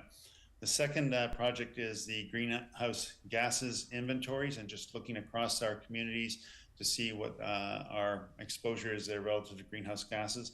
And the last one, which we're very familiar with because we see lots of people coming forward as indicated by tonight with the heat pump proponents, and they have the Home Energy Navigator, which supports individuals and families looking to make changes to their heating and cooling within their homes. And this is a program that allows them to identify the funding that they can get for their changes that they want to make in their home. Also, as part of that last meeting, we had a regional transportation engagement update and relative to how that will impact climate action in terms of regional transportation. That's all I have on the Climate Action Intermunicipal Task Force. Thank you. Thank you for the update, Councillor Duck. We'll turn to colleagues not seeing any comments or questions, so we appreciate your update. I'll turn next to Councillor Duncan for a report on the CRD's Carbon and Climate Budgeting Workshop. Councillor Duncan. Yeah, thank you. So this would be, I guess, following up from the meeting the Councillor Duck attended. It is the Intermunicipal Task Force that had this, and then I attended this as Councillor Duck's alternate when he was out of town. Last term, when I was the representative, we had a motion from the task force to have this workshop put together and update the carbon budgeting for the municipalities in the CRD. And so that was put together and brought forward now, and this was the workshop kind of reporting out on that work. It's kind of the fashion among municipalities now, and Saanich is probably the largest one in our region that has gone furthest with the carbon budgeting. The terminology is, so the carbon budget is the cumulative amount of carbon dioxide emissions, like greenhouse gases inventory that Councillor Duck was talking about, and then they kind of figure out how much you have left before supposedly that hits the threshold of going over that 1.5 degrees or 2 degrees warming. They've decided will actually make bad things happen. So it looks like the bad things are already happening. And then kind of using population to calculate how much each municipality therefore has. And they kind of looked at where we had been when we did our first carbon budgeting exercises and then where we are now. Sidney was definitely one of the municipalities where we're using up our carbon budget much faster than we'd hoped we would, and that's probably largely due to our population increase. And so we had a number of large municipalities reporting out on their success with using this method. The only one who'd actually really had a big carbon budget in place for more than a year was Vancouver. They've gone the farthest, and the others are still very much in kind of early phases of trying to get their heads around this project with, their much larger staff resources and project teams. We had Saskatoon, Edmonton, Calgary, and Montreal, as well as Vancouver reporting out. And they found this essentially using this kind of system of inventory greenhouse gases and using that to guide our climate actions was essentially unworkable. And the amount of time that they would put into it and staff resources was greater than actually implementing the mitigation actions in the first place. And our very own climate action coordinator, Kira Gilmayer, did present and said, for a municipality that obviously it is an even bigger problem when we don't have the dedicated staff. And so something other municipalities have now been shifting to when they're setting their climate targets and their actions is using this, what they're calling climate budgeting instead. So I'm going to quote from the report here. Government system that integrates climate considerations into the financial budget and creates transparency and accountability for climate action. To the extent possible, each action should be linked to an estimated emissions reduction and funding approach. And it illustrates the cost required to achieve the targeted emissions reductions. They're still using those targeted emissions reductions, but in theory, it's supposed to be tied more strongly to actual roles that local governments do, where you'd assign things like reducing allocations of parking and reducing driving, and that would have an emissions reduction tied to it. You could incorporate stormwater system things. And I have to say, I was not actually impressed with any of these concepts or whether they would ever be useful for Sidney.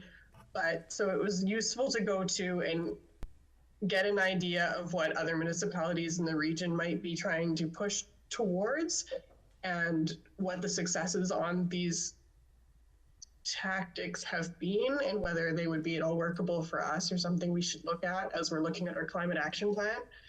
I would say personally, I was not very impressed with whether taking that role would be. For one thing, they found that when Saanich looked at it and they looked at the IPCC 2018 report and their targets and assessed themselves against it and basically found there's a 50% chance of making the targets based on the average emissions scenario with no runaway feedback, even though obviously we're seeing that runaway feedback right now. And that was 5 years ago.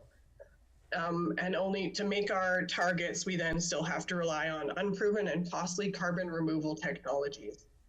So the idea of our municipalities or anybody spending a lot more time doing greenhouse gas inventorying looks like we'd have zero negative returns on the staff time, and that everyone has essentially reached the point where they're saying, we already kind of, the mitigation factors we're already doing that we have in our plans, we just need to go at those as hard as we possibly can.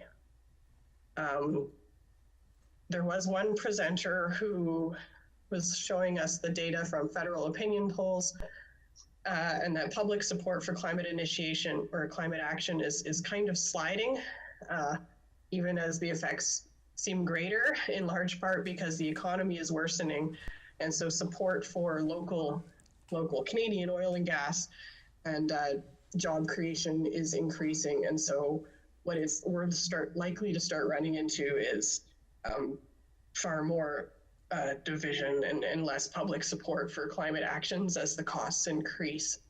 So again, this is something we'll be looking at, I guess, as we go into budgeting and climate mitigation actions, making sure that what we do is tangible and has a good payback for us. If anyone has questions on that, I will try to answer them. Thank you, Councillor Duncan, for attending and also bringing back a thorough report. I'll turn to colleagues if there are any questions. Seeing none, thank you, Councillor Duncan.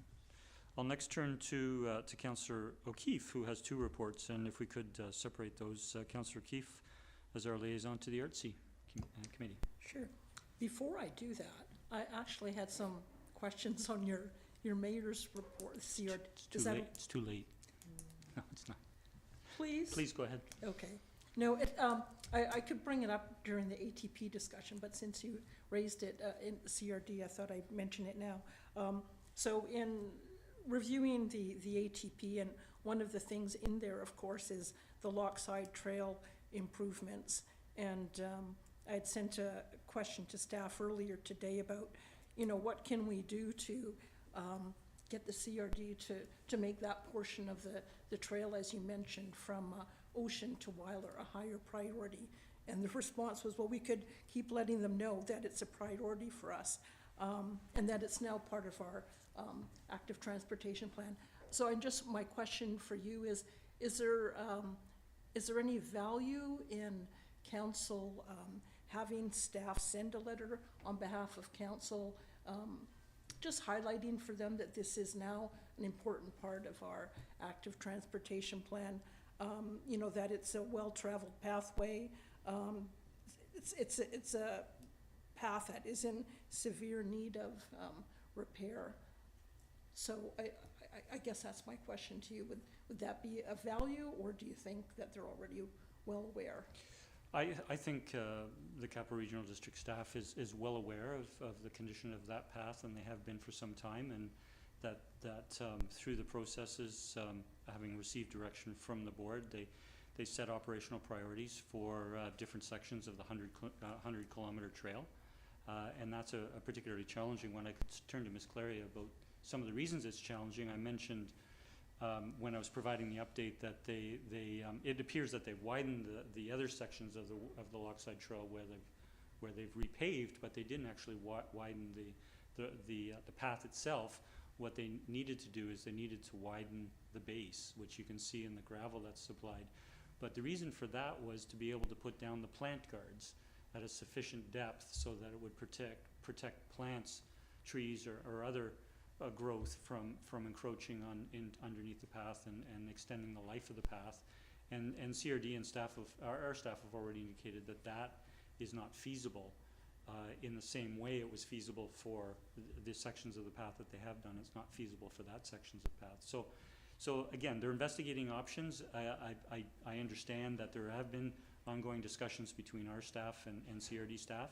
However, I did indicate that the source of funding that did come forward for the other sections of the trail is not available to the CRD at this time. And CRD, just as I think our staff will do, is you take a project a certain distance forward in terms of design or what have you, and what needs to be done, and then you are you're seeking a funding source. So I will turn to Ms. Clary if she has any additional information, but I'm not sure at this point, given how much CRD staff and our town staff have been working on this and communicating together, that communication, a resolution from council to CRD will advance it.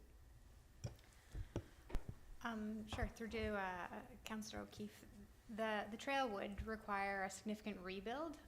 Basically, that section of trail is failing, so it does require quite a bit of work to bring it up to good condition.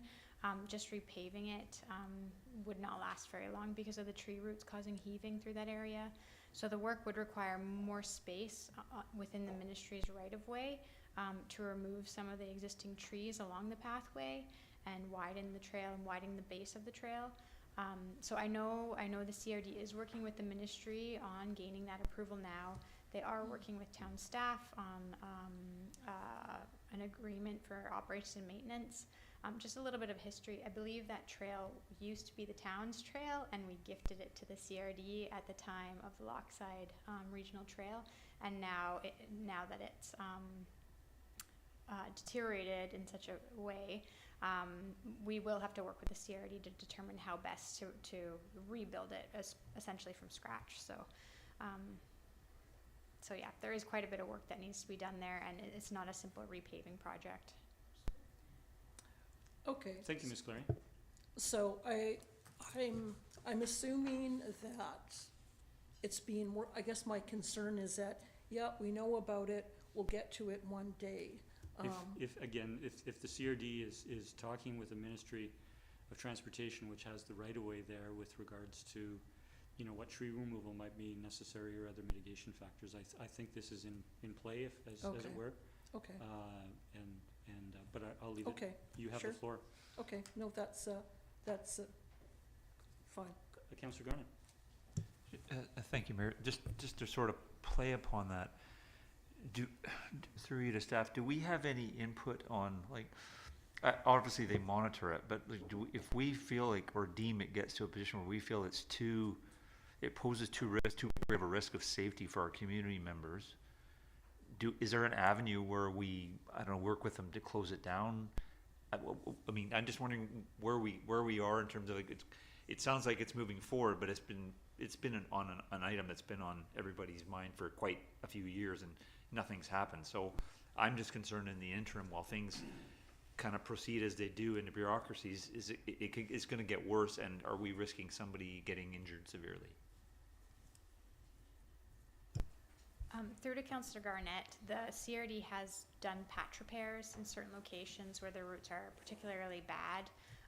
So I believe they would continue to do that. However, it is the CRD's trail. It really is their responsibility to manage that risk. It's not the town's trail.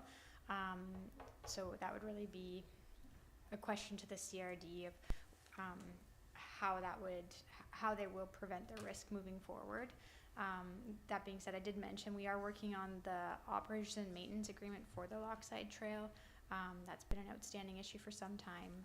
So that when that comes forward, that should solve some of those questions, answer some of those questions, when a trail needs to be maintained and who's responsible for maintaining it, and those sorts of questions. Thank you. Thank you, Mayor. Thank you, Councillor Garnett. And I just want to touch on, because it has come up a couple of times, but the Lochside Trail, while it's in Sidney, is the CRD's Lochside Trail, but it is in the provincial highway right-of-way. It's not in the municipal right-of-way, it's in the provincial highway right-of-way. And so there are agreements, in fact, you know, at the last CRD, I believe it was Parks Committee, CRD Parks Committee, which I chair, is we received an update on how the CRD is actually renewing license agreements with the province with regards to those right-of-ways for the regional trails. So that's just to clarify. But I appreciate the information Ms. Clary provided. There was some new information there for me as well. Councillor O'Keeffe? I'll go on to my reports now. Please go on to your first report on ARTC. Thank you. With your mic. So the first one is, so ARTC. So ARTC had their annual general meeting on last week, and just a few highlights from that. So programming for them in 2022 was a challenge, of course, due to COVID and capacity issues. Like a lot of organizations, they're struggling with volunteers and finding board members. And so they had to make some tough choices on the types of events they could support. And the Sidney Fine Arts Show, sadly, was one event that they felt they didn't have the capacity to support.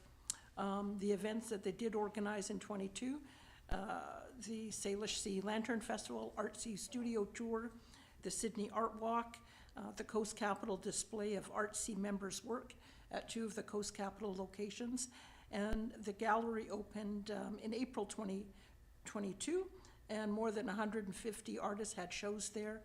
1 week was donated to UVic visual art students, and they had more than 12,000 visitors to the gallery. On the sculpture walk, they now have informative plaques have been added to all of the sculptures, and they've facilitated the inclusion of 7 of the sculptures into the permanent collection for the sculpture walk. So that's via donations from individuals who have purchased those on behalf of the town, or purchases that the town have made as well, or sometimes the artist has donated those as well. So 7 of those are now permanently part of the walk. Their arts and culture grant program was supported again this year.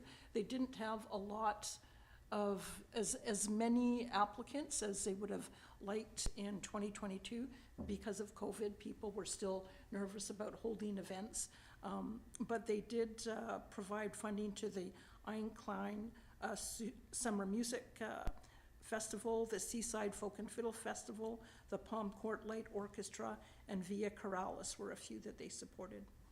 Financially, they're getting by. Their revenue for the years was $144,000. Expenses were $133,000 roughly. So they had a small excess of around $11,000. Their revenues increased by 1%, but expenses increased by 7%. They had received a COVID grant of just over $22,000. That helped a lot, but they're not likely to get that again this year, of course. For the coming year, the gallery is fully booked, so that's good news. The Salish Sea Lantern Festival will launch on August 21st at 7:30 at Beacon Park and run until August 26th. The Artsy Studio Tour is returning, and that will run October 14th and 15th. And you'll also see in the agenda package a letter from Artsy about their arts and culture program, and they are now taking applications until July 31st. Good news is that they maintained 3 of their board members, and they have 2 new ones, so they have a little bit more capacity on their board for this year. And that's it for Artsy, unless anybody has questions. Thank you, Councillor O'Keeffe. I'll turn to colleagues. Councillor Garnett. Thank you, Mayor. Thank you, Councillor O'Keeffe, for your report. Just one question. So, as I recall from past, the Fine Art Show was one of their biggest revenue generators in a given year. So, do they have any concerns from that perspective that is still not come back? And do they anticipate that it might come back in the future? They didn't express concerns about the loss of revenue for that. I got the sense that they would like to see it come back, but it would be contingent upon sort of having a champion or a group of champions, because they're just just trying to keep their normal sorts of things going has been a real challenge for them. Yeah. Thank you, Mayor. Yeah. Thank you, Councillor Garnett and O'Keeffe. Please go ahead with your accessibility update. So the Shoal Centre had an accessibility awareness event on Thursday. Councillor Garnett and myself attended, and this is actually funded by the town. We give them money to do this every year, and it's normally held during National Accessibility Week, which is at the beginning of June. However, the Shoal Centre is another organization that is struggling with capacity issues in terms of staff and volunteers, so they had to delay it until last week. Approximately 30 people attended. They had a lunch for community members, a presentation by Shoal on the programs they provide, and a speaker who talked about how to lead a full and active life as a person with a disability. Next year, they plan to get started earlier, probably in January, and their plan is to provide our staff with more notice in terms of the event and what's going on, so that perhaps we could include it in our town talk and our social media and get more public exposure to that. They're also doing an emergency, Shoal Center's doing an emergency preparedness lunch and learn on August 31st from 12 to 2, and that will include a component for persons with disabilities. They're also starting to do fitness sessions in that little wellness park beside the library. And so they did one on July 6th, which was well attended. They're going to do another one August 3rd. And they had several people who had came out with disability or mobility issues, and the facilitator was able to organize some special sort of activities and exercises for them. And yeah, that's it. Thanks, unless there's questions. Thank you, Councillor O'Keeffe. I'll turn to colleagues. Any comments or questions? Seeing none, thank you for those updates. We appreciate them.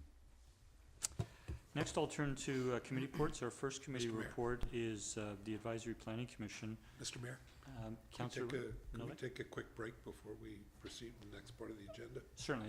We will take a recess until 8:15. Thank you. Thank you.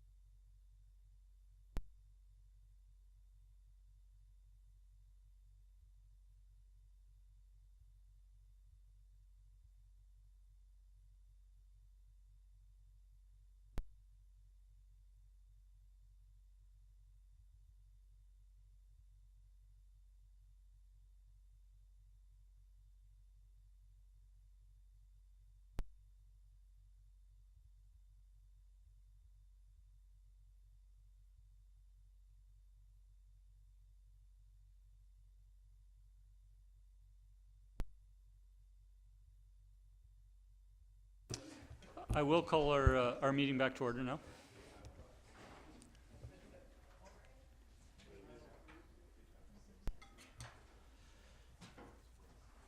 So we'll continue with our meeting now, and we were just coming to Section 12 committee reports, and the first is reports from our Advisory Planning Commission.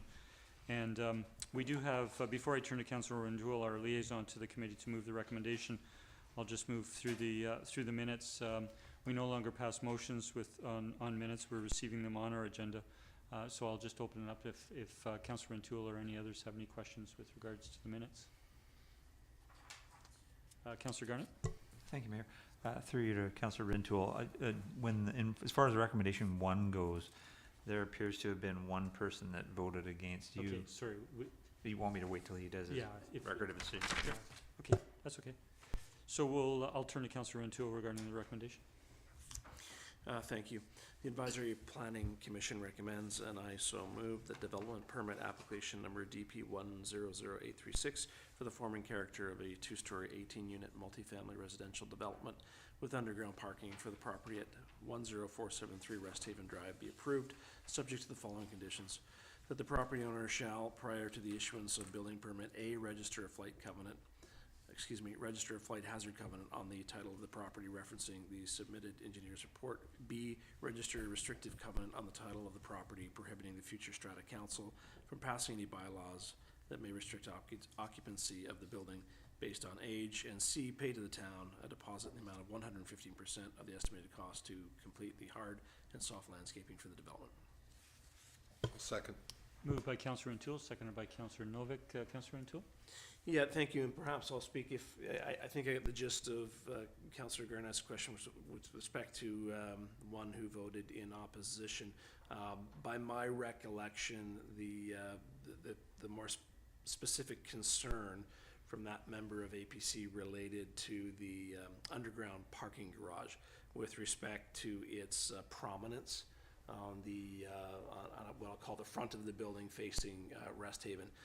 I think the record of decision notes the committee did acknowledge, by and large, recognizing the location of the parkade was optimal in terms of its, safety and function, and hence, clearly the majority were quite pleased overall with the project itself. Thank you, Mayor. Thank you. I'll turn to the seconder, Councillor Novick. I really have nothing to add. Thank you. Thank you. Any further discussion? Councillor O'Keeffe? Yes, a question perhaps to Councillor Rintoul or to staff.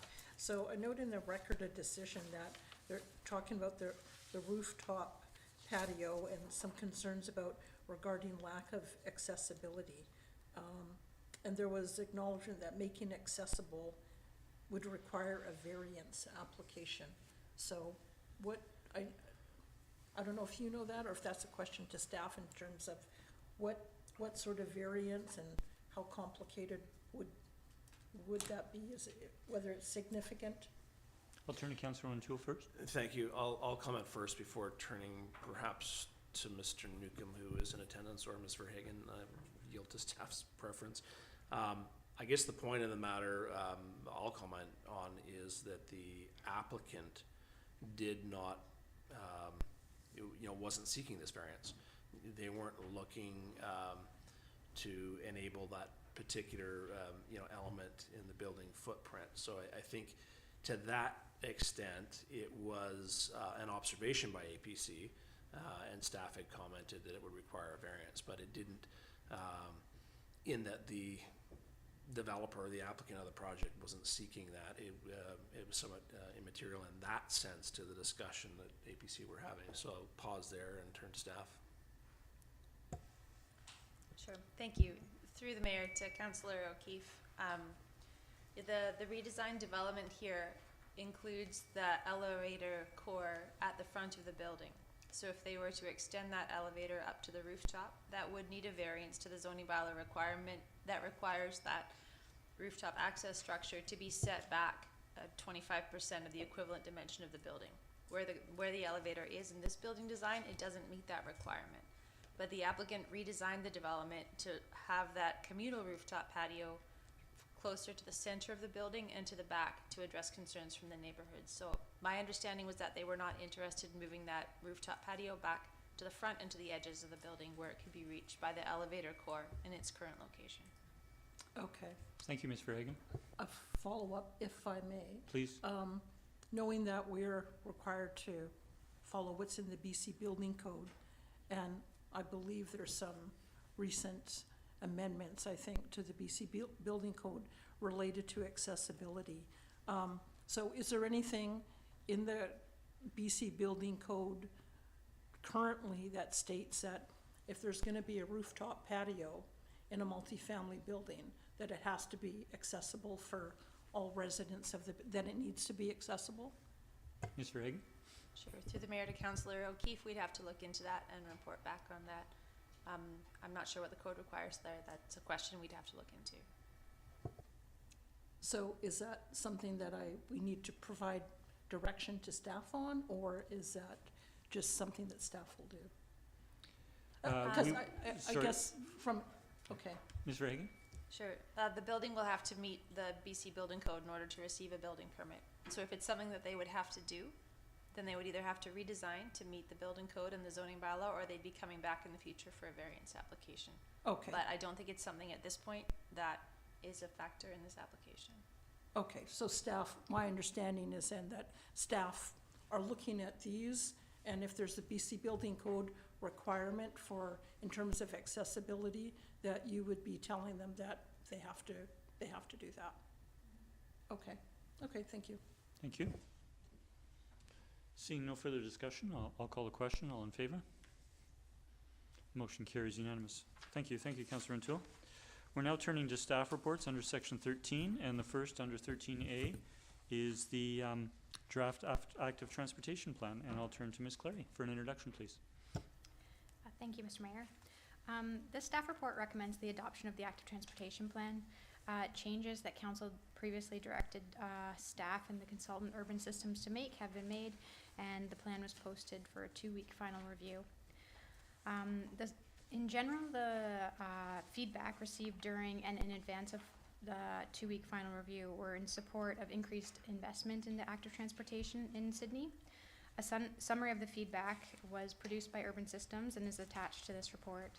And as I've mentioned earlier, we're just recommending adoption of the plan, and I'm here to answer any questions if you have any. Thank you, Ms. Clary. I will begin with any questions from council. I'll turn to Councillor Novick. I have no questions, but I will move that the active transportation plan be adopted. We have it moved by Councillor Novick and seconded by Councillor Duck. I'll turn to the mover. I'm satisfied. Sorry, just before moving it, I did ask for questions, and you didn't have a question, and you proceeded to the motion. So before motivating, I am going to turn to colleagues if there are any questions. Councillor Garnett? Did you? Sorry, I'm sorry, you can't see me. Councillor O'Keeffe? Yeah, thank you. What a question through you to staff. So in the plan and the previous discussions, it's mentioned that $1 million per year be budgeted for sidewalk and intersection improvements. I just want to clarify my understanding and email correspondence with staff is that $1 million would be for active transportation plan improvements in general, not just for sidewalk and intersection improvements. And if that's the case, do we need to amend that or provide further clarity on that? I'll turn to staff. Mr. Hisik? Thank you, Mr. Mayor. No, it's clear to us what was intended, and council will get its chance to confirm it when the budget comes forward. Okay. So I think just want to bring that up for the benefit of the community as well, so that we know that 1 million is broadly interpreted. Thank you. Yep, thank you. Did you have a question, Councillor Garnett? Thank you, Mayor. Through you to staff. Just a couple quick ones. To want to make sure my understanding is correct, that I believe in the budget we put $360,000 aside. It was supposed to be for north-south bike lanes, but we just left it as an active transportation, I think, in the end. So we have that to work with, and I guess a piggyback is, would we be able to use funds from the Growing Communities Fund for some of these initiatives?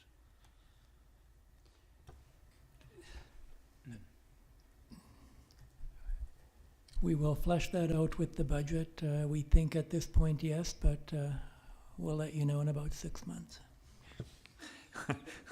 Yeah, Council, I do want to reiterate that we are looking to approve the plan. Once the plan is approved, we know that staff will be bringing forward improvements through the normal budgeting process. Yeah, sorry, yeah, if, I was just speaking to something that was in the report, so, and one more if I may. With regards to the, not to get nitty gritty, but the first priority sidewalk is the Lochside 5th Street, Iroquois Park one. And I'm just wondering in terms of where that, because it coincides with where the rise is being built presently, and given where it is in its construction phase, would we move to the next one if they were in a position where we couldn't do it and correspond with their finishing their project? Through to Councillor Garnett, no, we would coordinate with any development that were happening in the area. Just to clarify, the project list, we will be taking a holistic view for all of these projects when they come forward to be built, and we'd make sure they'd be coordinated with other projects in the area. Great. Thank you very much. Thank you, Mayor. Thank you, Councillor Garnett. Councillor O'Toole. Thank you, Mayor. Through to staff. The active transportation plan does not implement any blanket speed reductions for Sidney, and we certainly saw, I'd say, a theme through some of the feedback from residents and other participants in consultation around speed reduction. You know, I'm an advocate for that. It's interesting to see what Esquimalt Council has done, because that's within our package as well this evening. Could you just refresh my memory and perhaps for council as well on strategic priorities that we've set out around that very issue, because I think it links quite closely to ATP and it's being contemplated elsewhere. Yes, thank you. To Councillor Rintoul, there is a strategic priority to review the speed reduction for Sidney as a whole. That the plan for that priority was to report back in Q4 2023, and staff are still on target to do so. Great, thank you very much. Thanks, Councillor Rintoul. I'll turn to Councillor Novick. One question that has arisen out of the active transportation plan, that is the Whaler Lochside intersection. There's been, in the feedback process, there have been some comments about traffic speed, about visibility, about the pedestrian crossing there. A number of issues have been raised, and while it's not directly part of the transportation, the ATP itself, it sort of, it synchronizes with the ATP in some ways. And I know it has been brought to our attention that Lochside in that area is part of the Ministry of Transportation's responsibility, because it's an alternate to the Pat Bay Highway, and so it's covered by their programs. And I know we can't directly affect any changes there, but my question is twofold. Is there a plan to approach the ministry to address some of the issues at that intersection? And if so, what is that plan and when will it be happening? Thank you. Through to Councillor Novak, yes, that right-of-way is under the ministry's jurisdiction because it provides access to an international ferry terminal, the Anacortes Ferry. So that's the purpose there. The town doesn't have any immediate plans for improvements of the Weiler-Lochside interchange. As we get into, that is an interchange that's part of the Lochside Trail. Cyclists are technically supposed to turn there to access the Lochside Trail up on Weiler Avenue. So as we get into more discussions with CRD with respect to improvements of that trail in general, that may come up. As well, if a development were to happen in this area, that may also correlate to some improvements with that intersection. So, follow, Mr. Mayor. Yeah, please go ahead. Thank you. you. So there are two large developments happening in that intersection area. One is the Rise, as Councillor Garnett mentioned, but the other is Cedarbrook. Those are going to impact traffic at that intersection significantly. And so I'm wondering if there's a way we can diarize that to plan to make something happen before we have an accident or before there are injuries at that intersection. Thank you. through to Councillor Novak again. As mentioned earlier in the meeting, the town does have some authorities as far as requiring developments to improve right-of-ways up to the center line of the road. So that is an authority we may be able to use, particularly for the Cedarwood development, as staff are reviewing it. However, that'll have to be determined during the review process for that development. And sorry, just to take a step back, the review process for the ministry, we do, for example, our west of highway bike path and also the new sidewalk that was constructed on Ocean Avenue. We did have to go through an approval process with the ministry for that, and it involves making an application. They review it, and typically we've had good experience with making some minor adjustments and having them approve it. So the ministry is willing to work with municipalities for making improvements like that. Thank you. Thank you, Councillor Novak, and I just want to provide clarification that reference was made to the Cedarwood property. Staff made reference to possible future development. A Cedarwood proposal has not come before council. Yeah, just for the public's benefit. Okay, so we've had questions now. The motion is on the floor, so I will turn to the move. No, I accepted it as moved and seconded, and then I turned to questions. So I will turn to the mover and seconder of the recommendation. I believe Councillor Novak, you moved, and Councillor Duck, you seconded. Thank you, Mr. Mayor. I'm quite satisfied that the active transportation plan has received a rigorous process in this town. The public feedback sessions, both at Mary Winspear and the pop-ups, were well attended. Many of our council members attended those as well. There's been a lot of very vigorous discussion at council level and outside the council in those public consultation sessions. And as a result, the council has adjusted and adapted the plan during previous council sessions to what it is today, with the not insignificant help of staff. I'm satisfied that it is a good plan. It addresses a lot of the issues that have come before council. Is it perfect? No. We could probably work on the plan forever, but at some point in time we have to say, okay, let's get this ball in the court and start working with it. It's a 10-year plan, and so there are opportunities for adjustments, modifications as the plan moves forward and as we see how it plays out in the real world and the consequences of the work that will be done. So I'm satisfied that it is ready to take the next step, or that we are ready to take the next step and start with implementation. So I'm pleased to make the recommendation that the plan be adopted, and I'm pleased to support it as well. Thank you. Thank you, Councillor Novak. I'll turn to Councillor Duck, the seconder.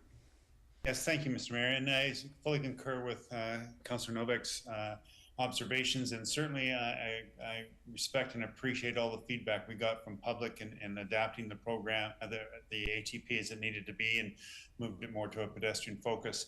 I think we got some great feedback, and even in one of the public presenters today, just talking about how we have to keep an eye on this plan as we look at our population, how it changes.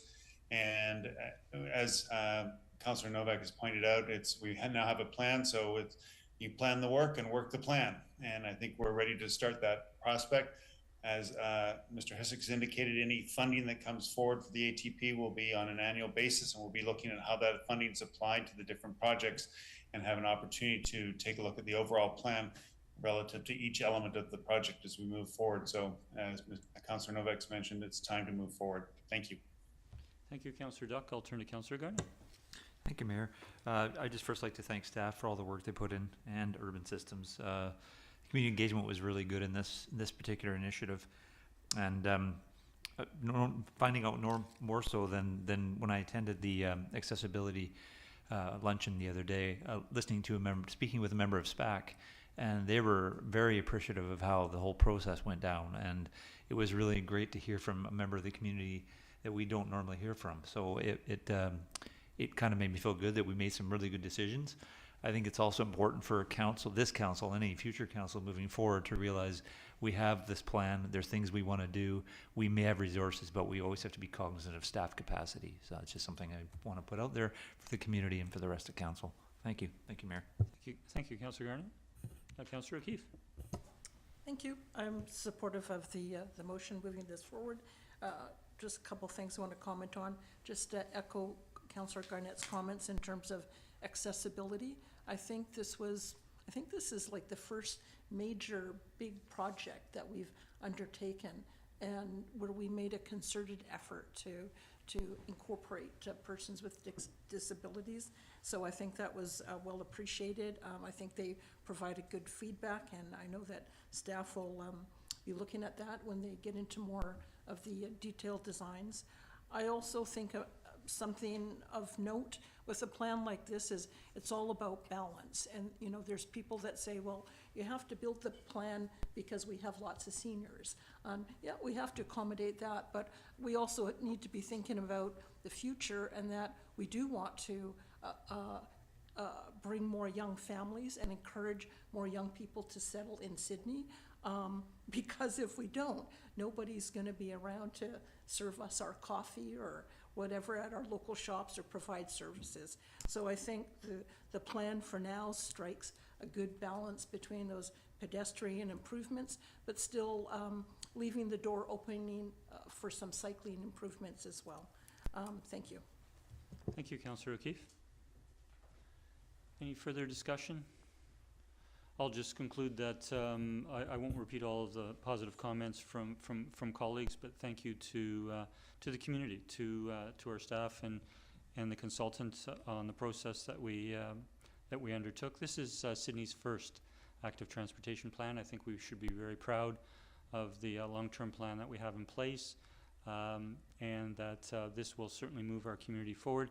I do just want to, and I want to thank members of the public. We have already noted in previous meetings that we had perhaps the largest engagement on any of the plans that the town has undertook in the last several years, and it is finding a balance between the perspectives that we received, and we amended the plan. We believe those amendments are in the best interest of the community at large, and that we will learn from the first parts of the plan that we implement. But we did have a speaker tonight who made reference to herself as a senior, and we've heard members of our community make that reference before.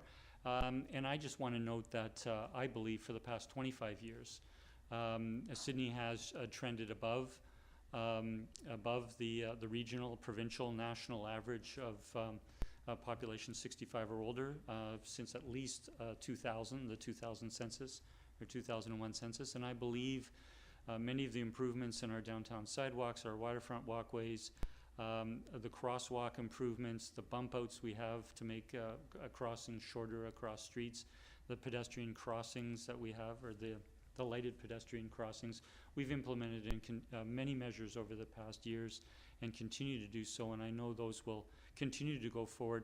I know the number is in the 50s somewhere, but this isn't just a draft active transportation plan that has particular sidewalk improvements, particular cycling improvements, corridor improvements, that has particular crosswalk and intersection improvements. It has some 55 plus recommendations in all aspects of our community that can contribute to an active population in all ages in our community. So thank you again to all for bringing this plan to adoption this evening. And seeing no further comment, I will call the question. All in favor? The motion carries unanimous. Thank you. We'll now turn to item 13B, which is the Beacon West Roundabout Project road closure, and I'll turn to Ms. Clary for an introduction, please. Thank you again. The Beacon West Roundabout project is a cost-shared project between the Victoria Airport Authority, the Town of Sidney, and the District of North Saanich. The work has been awarded to C1 Excavating and will be constructed on both airport land and Town of Sidney land. Through the construction planning process, it was determined that a portion of Beacon Avenue West requires full closure to safely complete the project. C1 has efficiently scheduled the work so that a detour using the existing Sterling Way and the future newly built Sterling Way will be in place during the road closure to allow traffic to safely pass by. It's anticipated that the road closure will take place over 4 to 6 weeks and that the road will be reopened on evenings and weekends. Staff recommend that this road closure be approved, subject to the conditions outlined in the recommendation of this report. And I'm here to answer any questions if you have any. Thank you, Ms. Clary. Before we have a motion, I'll turn to any questions, and I'll turn to Councillor Novick and then Councillor Garnett. Thank you, Mr. Mayor. Through you to staff. The detour that is being planned, will that be fully paved or will that be in a dirt road condition?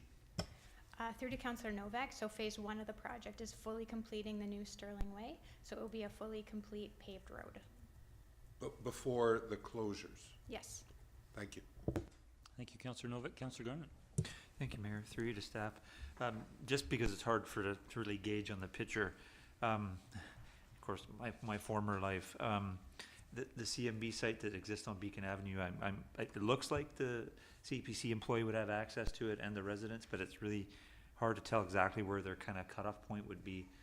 And it may be difficult for you to look at the map and see that as well. I mean, I know where the box is, and it looks like it's okay, but I'm just curious if that's going to be or we'll have to move it like we're doing on Galaran. Through to Councillor Garnett, I believe it's outside of the closure area. However, we will confirm that with the contractor, and if they did have to relocate it, they'd be responsible for notifying residents in the area. Thank you. And if I may, I'm just wondering in terms of where we like the Galaran Road improvements are moving along quite well, and I'm a little concerned with the possibility of a detour and possibly the paving of that and how that will impact the residents and the business in that neighborhood. And I'm wondering, it's going to be difficult for you to answer, I realize that before I even ask it, but is there a likelihood that they're likely to be happening at the same time, or do you feel like maybe that one will happen sooner than the other? Based on current scheduling, we anticipate that Galaran Road by John Place will be completed earlier than C1 getting to this location for the Roundabout project. However, we will coordinate with the contractor if there is any close timing there. Great, thank you very much. Thank you, Mayor. Thank you, Councillor Garnett. Councillor O'Keeffe on questions? Yeah, thank you. Just through you to staff, wondering if you have an idea of timeline in terms of they're going to start on the Sterling, the new Sterling diversion first, and timelines in terms of when that would start and finish, and then when we would expect to see this road closure. Are we talking about this summer or in the fall, or? Through to Councillor O'Keeffe, they are well underway with the new Sterling Way. If you drive through the area, you'll see a significant cut in it appears to be on airport property. However, that will be the new alignment for the Sterling Way. We anticipate that this road closure will take place excuse me, sorry, mid to late August at this point in time. However, with construction schedules, things could get shifted around. Yeah. Okay, thank you.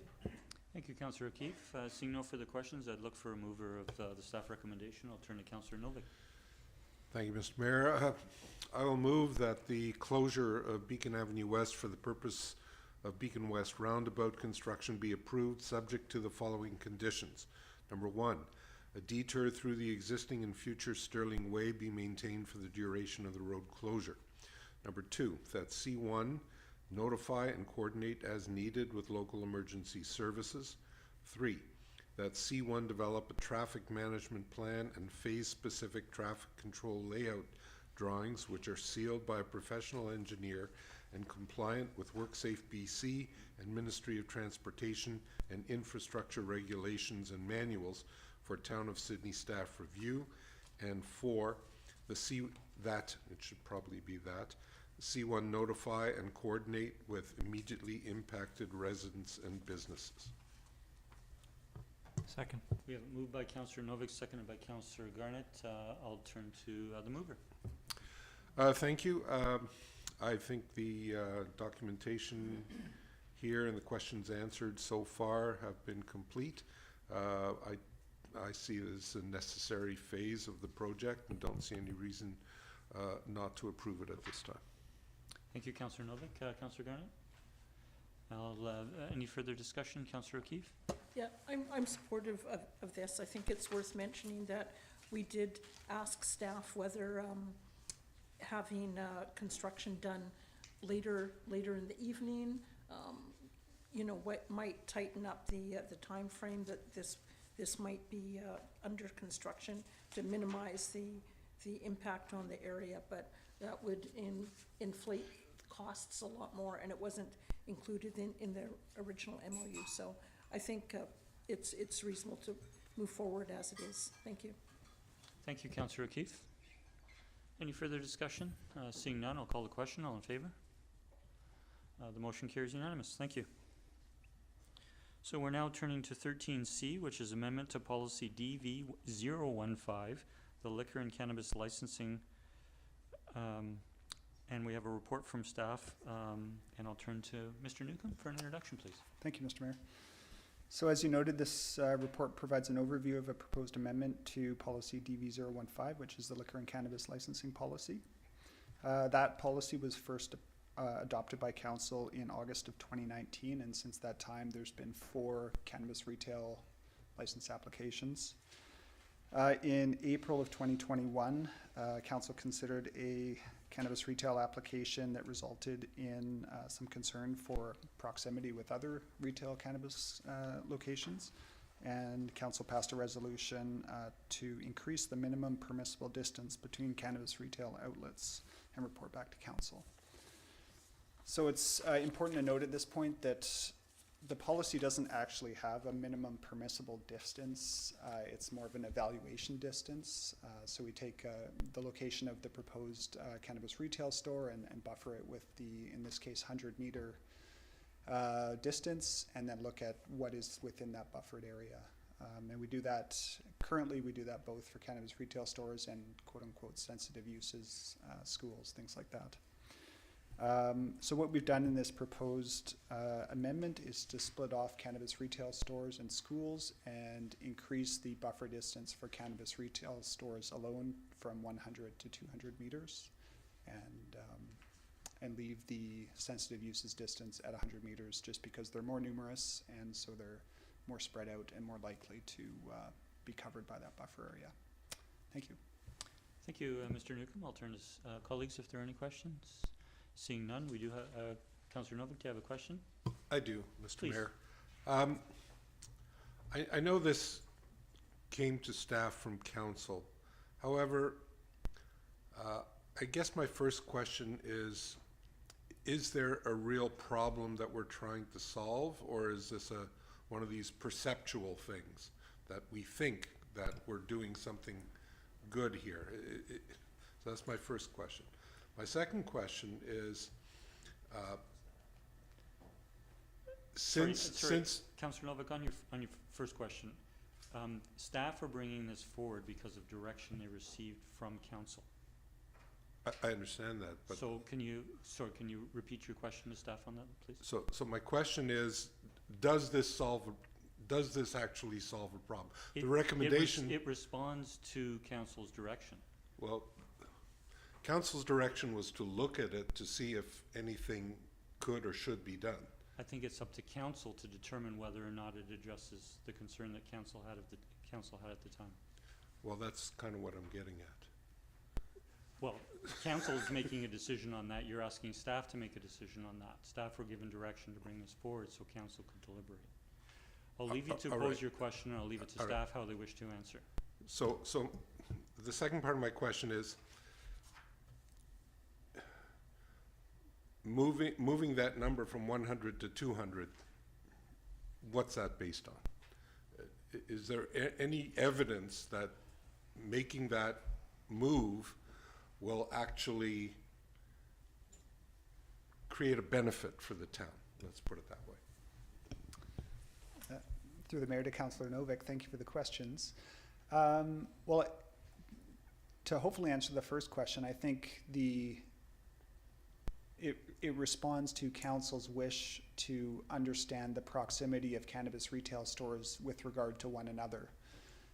So like in the current system where we use the 100-meter buffer distance, we would note that if there was another store within that distance, we would note that specifically for council. And in this case, if this amendment were to go through, we would note that 200-meter buffer distance, and you can see in the map that's attached to the staff report the general proximities that that would give from a couple of the current stores. And I think that just provides more information for council to consider when approving or commenting on an application, I should say. As to the second part of your question, I think what staff's approach to cannabis retail stores from a technical perspective has been to date is to balance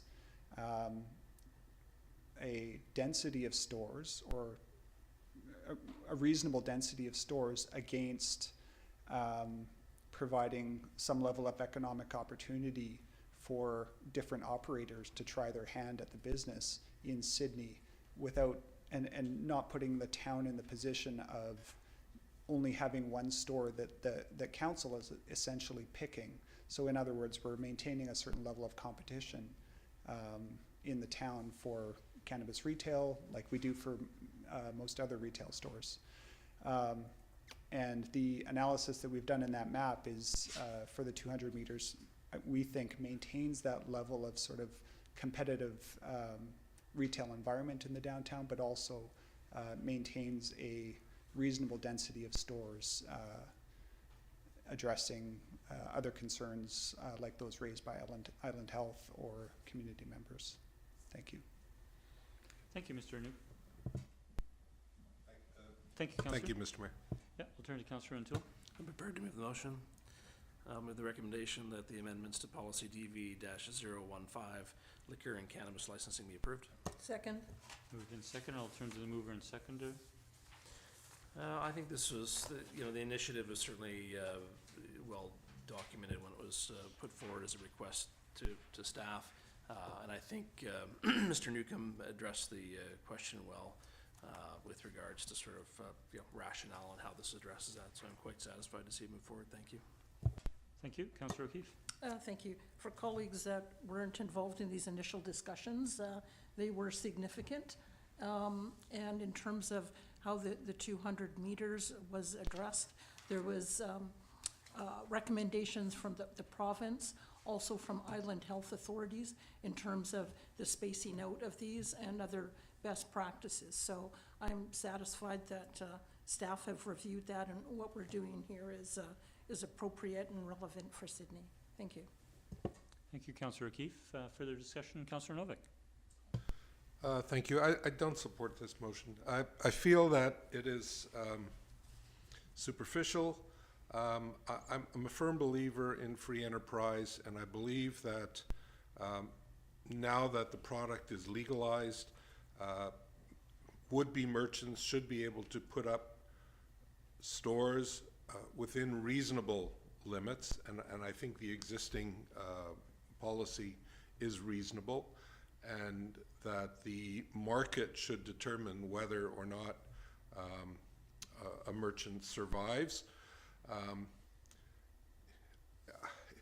To me, it's kind of like liquor stores.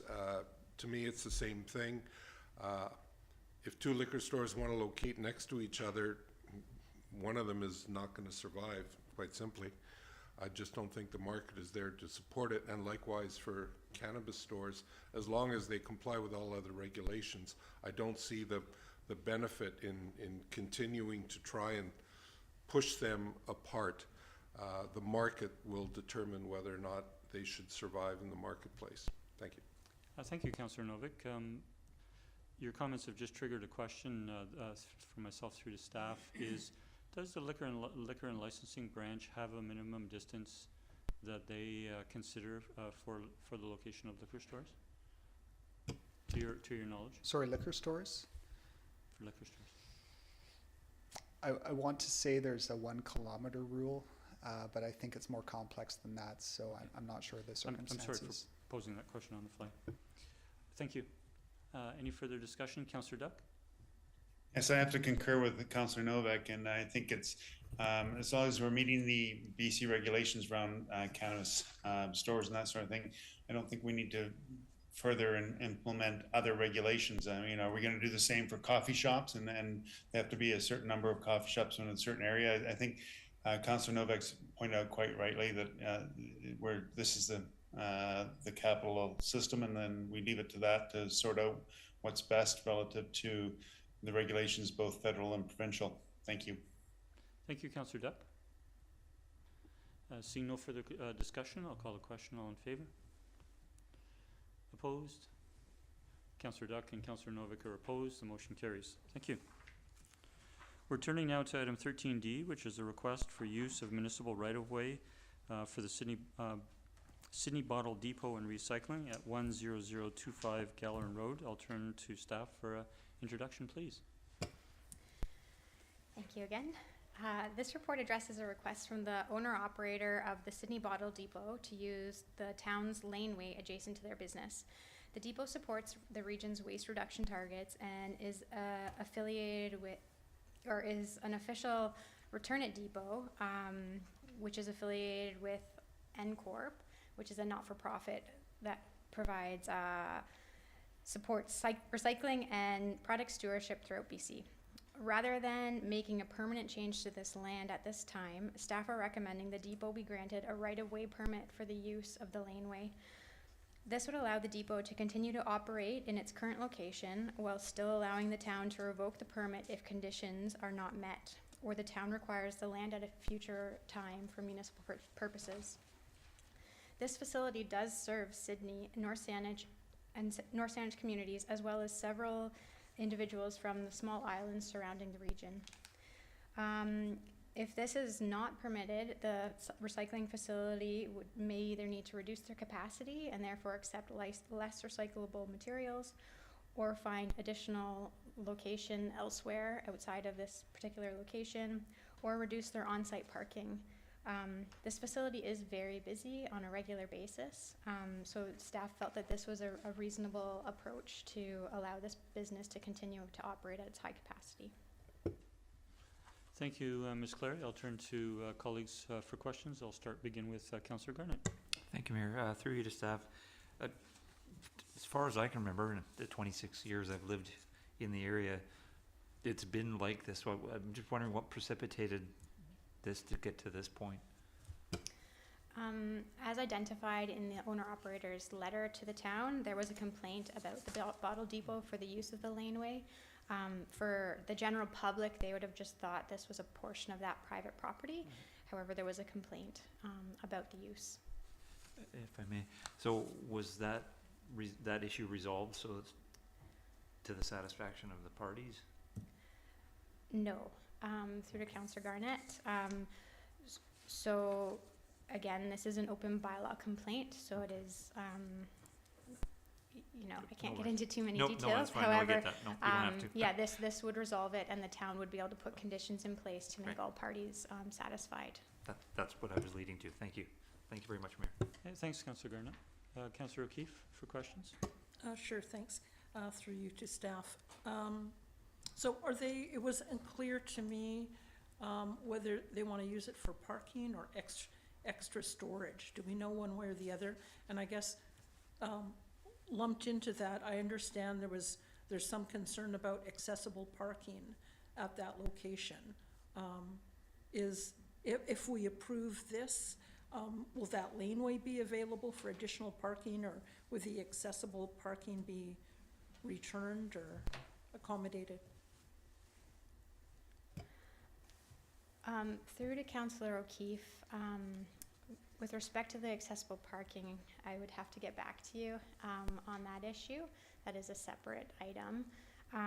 However, through staff's discussions on site, we had understood that the intent was to continue to use the laneway for some storage. They do have trucks loading in that area to pick up materials to take to other waste locations or recycling locations.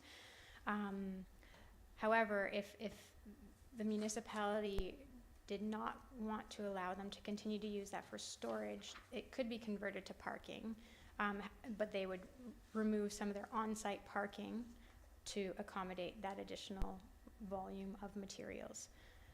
So again, we would work with the applicant through the right-of-way permit to find a reasonable solution here. But our understanding is that the optimal solution would be continue using it as it is, which is for material storage and loading of loading and unloading of materials. Okay, thank you.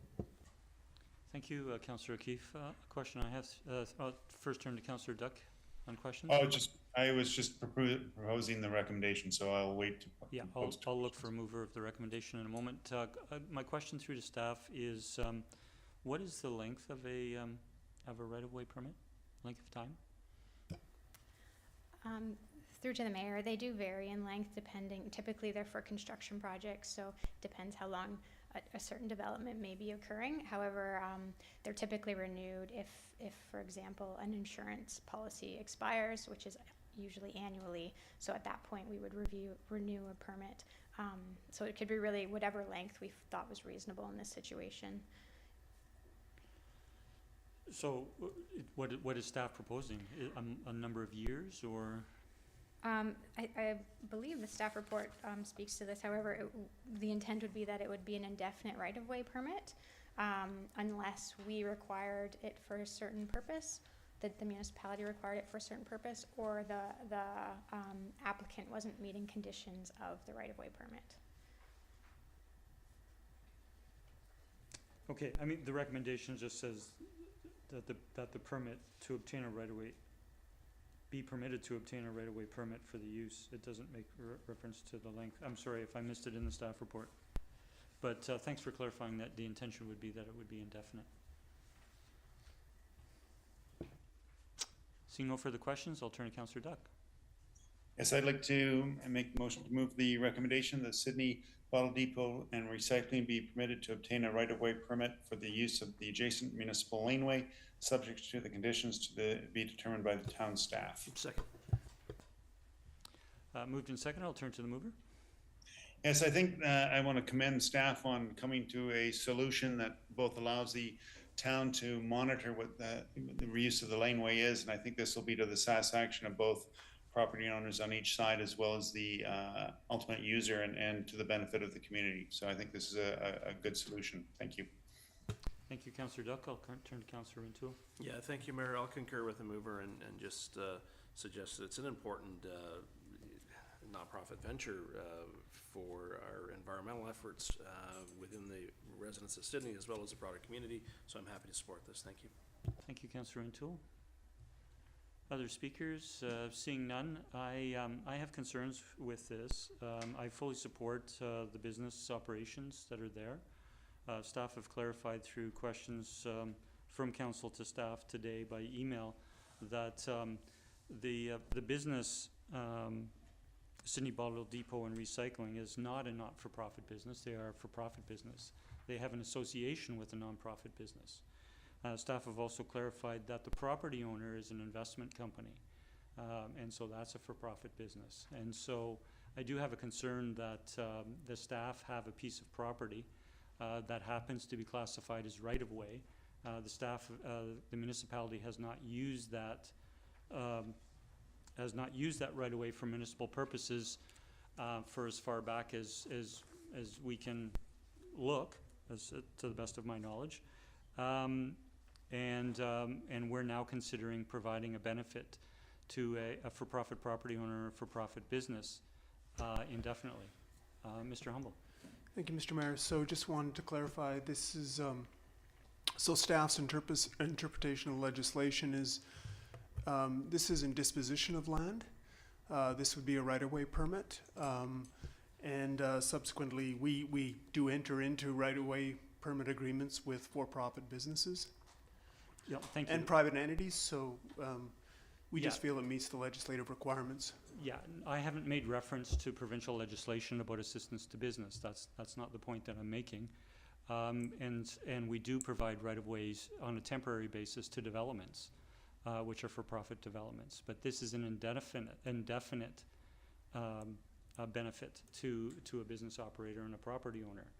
And again, in questions through to staff, in terms of is there a future identifiable use of this municipal property for municipal purposes, and staff have indicated that there isn't, but that it would leave the option open if we had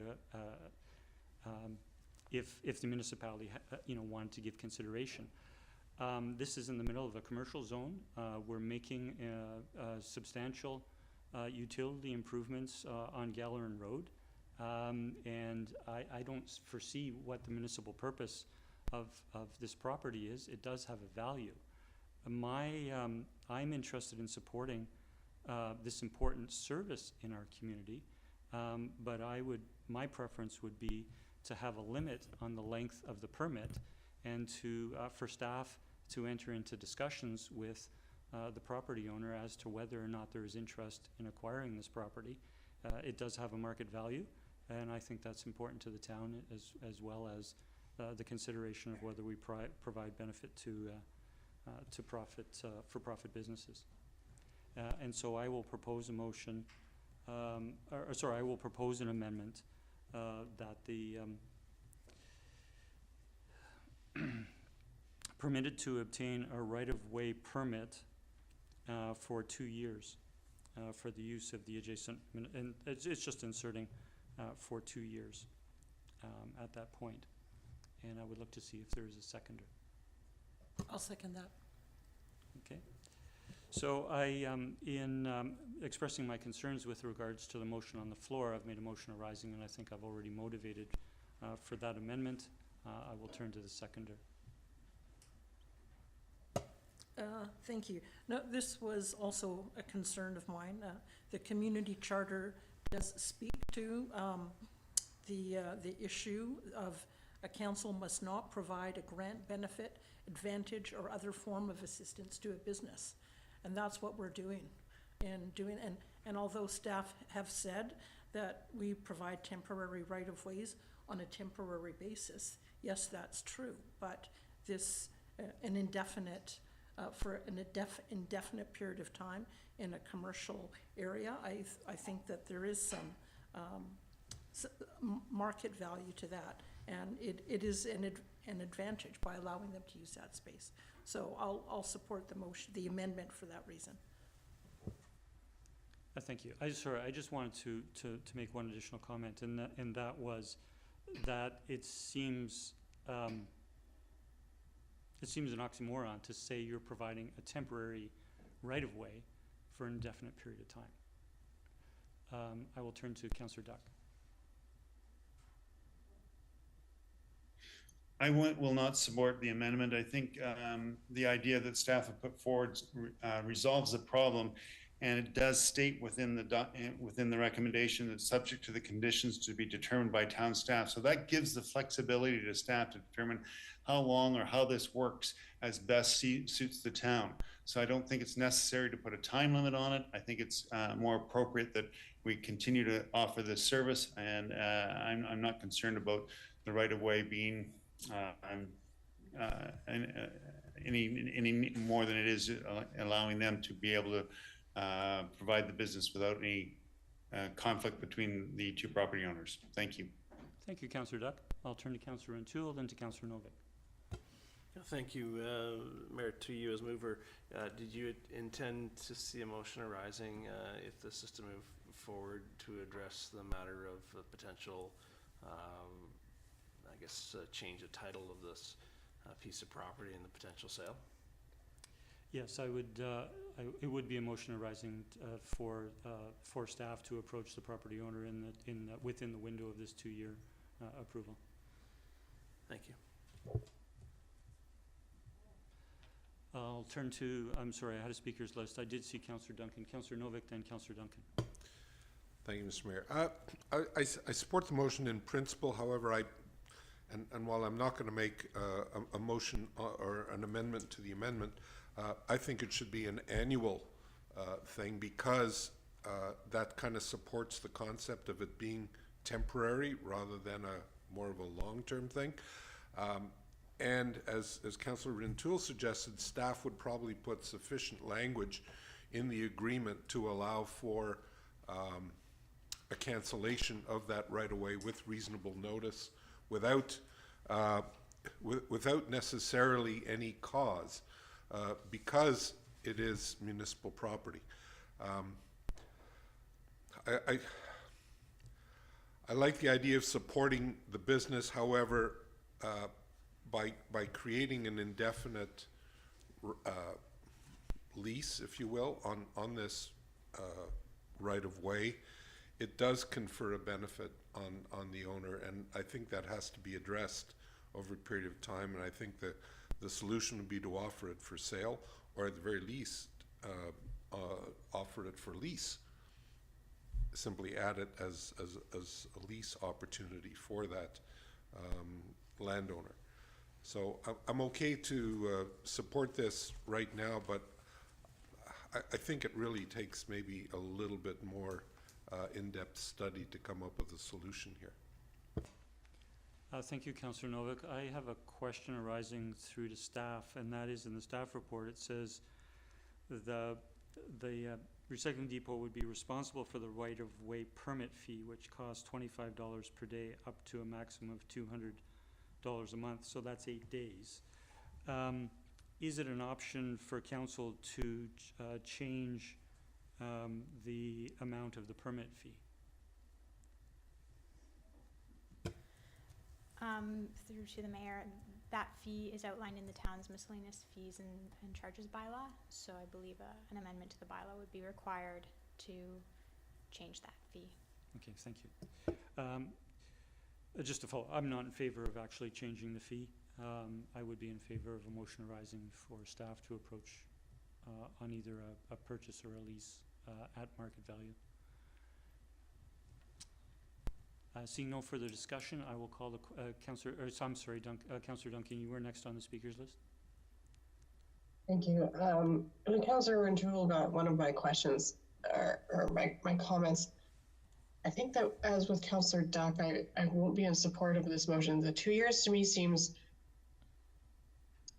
it's too short in the sense of the fact that it's basically announcing to this business that we intend not to let them have a right of way at the end of this 2 years, and that they're going to have to purchase it at market value. I don't know how viable that is for a recycling business. I could be wrong. Perhaps they make a lot of money at this kind of business, but it doesn't seem like it would be a big money maker, recycling. And I feel that if we start trying to do that, what we're going to do is put out of business a recycling depot with no possibility of another one coming in, because we will have priced anybody out.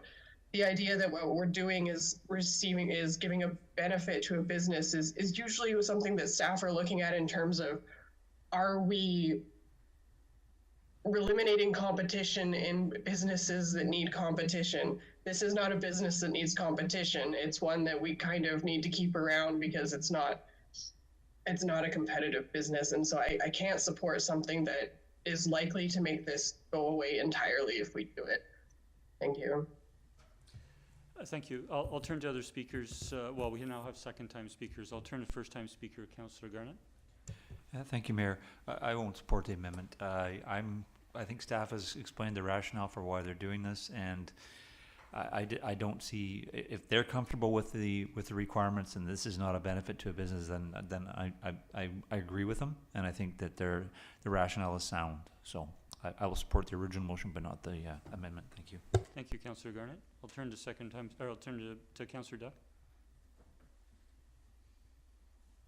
I can't add anything more than Councillor Garnett's indicated. I think this, the way the original recommendation and motion goes, it gives the staff latitude to direct and manage the right-of-way as they see best fit for the community. Thank you. Thank you, Councillor Duck.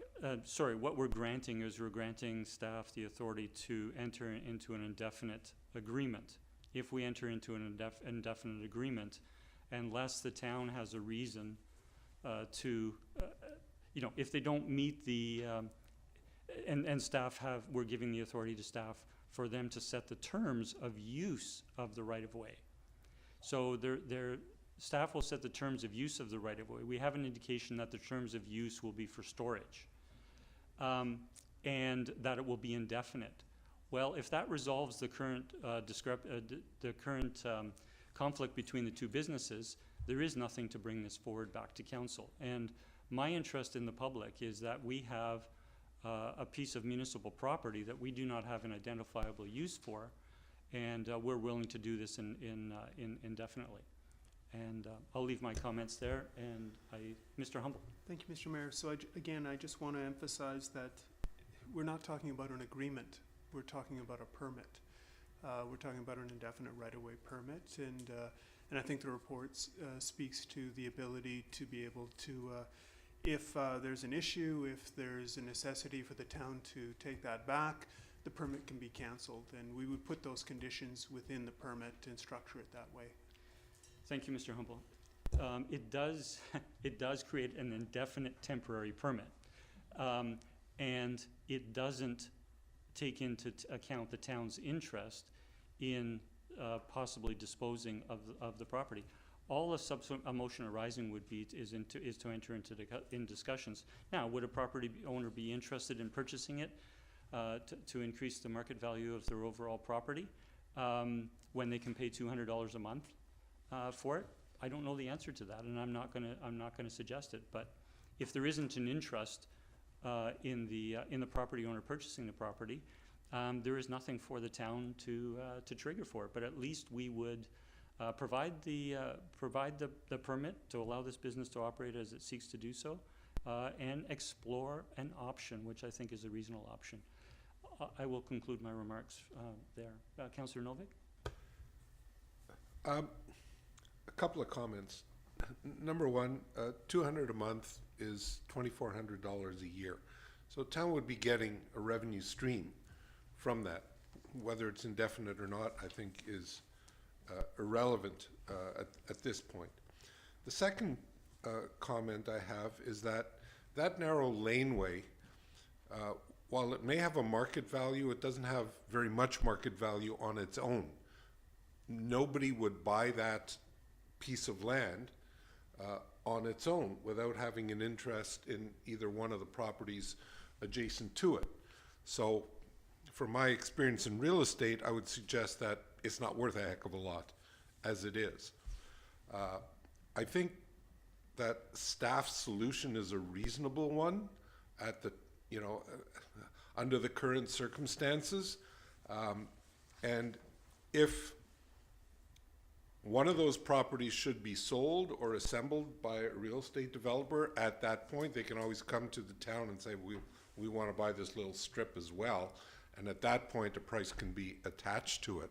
But to talk about selling it now and trying to find a market value for it, I think would be extremely difficult. Like I said, because it's not a piece of land that can stand on its own. You can't build anything on it. So I would suggest we approve the. We're speaking to the amendment, Councillor Novick. Okay, so I would reject the amendment at this point because it doesn't really improve the scenario. The staff, I believe, have the ability to craft an agreement that's going to make sense, or a permit agreement that's going to make sense for the town, that'll give it the flexibility it needs to either dispose of the property at some later date or to combine it with either that property or the one adjacent. And I don't think there's a need to put a limit on it. It doesn't improve the viability of the property in any way. It doesn't make a better situation for us, and the town will be getting the revenue stream notwithstanding. Thank you. Thank you, Councillor Novick. Councillor O'Keeffe, and then I'll look to call the question. Sure. For me, the thing here is that we shouldn't be concerned about whether this business is making money or not, whether they may or may not want to buy the property. To me, this is a policy thing, and we need to make a decision tonight on whether we think it's okay, and I personally don't think it is, to provide a strip of land that has value. If this business didn't have enough storage space, they would have to go somewhere else. Maybe that would be a detriment to the business, to the community. I don't know, but there's a cost for that. Our role as council is to make sure that we provide a level playing field. And I think we're not doing that if we provide free storage space at a nominal cost indefinitely to a for-profit business. So that's why I'll continue to support the motion of the amendment, because at least it puts a sunset on it. It provides some direction to staff that this is something we think we want to look at further. If we do it indefinitely, then we're not going to see it again, right? So that's why I think there needs to be a sunset on it. Thank you. Thank you, Councillor O'Keeffe. Seeing no further discussion, Councillor Novak, we have spoken several times. Are you bringing new information? I just want to address something that Councillor O'Keeffe said. Please, go ahead. Thank you. I would suggest that the amount being paid, because this is producing an income of $2,400 a year, I would suggest that that is not negligible. It's not a token payment. It's a significant payment for that type of business. And so for as long as they are prepared to pay for that, I think we should be happy to take it. As well, because it is part of a bylaw, it's something that is subject to change, and council does have the ability to change that number in the future, should it deem it necessary. Thank you. Seeing no further discussion, I'll call the question on the amendment. All those in favor? Opposed? Councillor Duck, Councillor Duncan, Councillor O'Toole, Councillor Garnett, and Councillor Novak are opposed. The motion is defeated. We come back to the main motion. I will call for a single time if there is any further discussion. Seeing none, I'll call the question. All in favor? Opposed? Councillor O'Keeffe and myself are opposed. The motion carries. Thank you. We'll now turn to item 13E, which is the Torquemasters August 2023 car show and fundraising events. And I'll turn to staff for an introduction, please. Oh, sorry, I don't believe we need a staff introduction here. The staff have provided a report and a lengthy recommendation, and I would look for a mover of the recommendation. Councillor Garnett. Please go ahead with questions. Thank you, Mayor. Three to staff. I just have a couple, and it's in relation to, so the night before they're having a fundraiser, and there's mention of a Star Cinema special showing, and I'm just wondering, given, and obviously they're working with Star Cinema, I'm just wondering, because normally that is a parking lot C I'm talking about, the one we're switching to, is normally a parking lot that's used by the theater. So have there been discussions with them? They're okay with that potential loss of parking? Through the mayor to Councillor Garnett, are you referring to the Saturday night event with that the theater is involved with, or the Sunday the actual the August 6th day? Yeah. There hasn't been any discussion specifically with the Star Cinema. I know the organizer's been speaking to businesses in the area, and I assume that there's been some discussion with Star Cinema as well for that event. And if I may, just in sort of piggybacking on that, there's 3 Army Navy spots, and so I'm assuming they're probably okay with it, but I'm assuming we would have to have that kind of discussion with them as well. My understanding is actually the event organizer is also speaking with Anavet to use part of their parking lot for the main event as well, so there's been ongoing discussions. Yes. Awesome, perfect, thank you. Thank you, Councillor Garnett.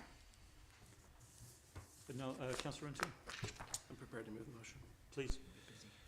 With staff recommendation that the Torquemasters Car Club be authorized to use sound amplification and to close the following streets and public parking lots: Beacon Avenue from 5th Street to 1st Street, Beacon Avenue from 1st Street to Beacon Wharf, 4th Street from Sidney Avenue to Beacon Avenue, 3rd Street from Sidney Avenue to Bevan Avenue, 2nd Street from Beacon Avenue to Bevan Avenue if needed.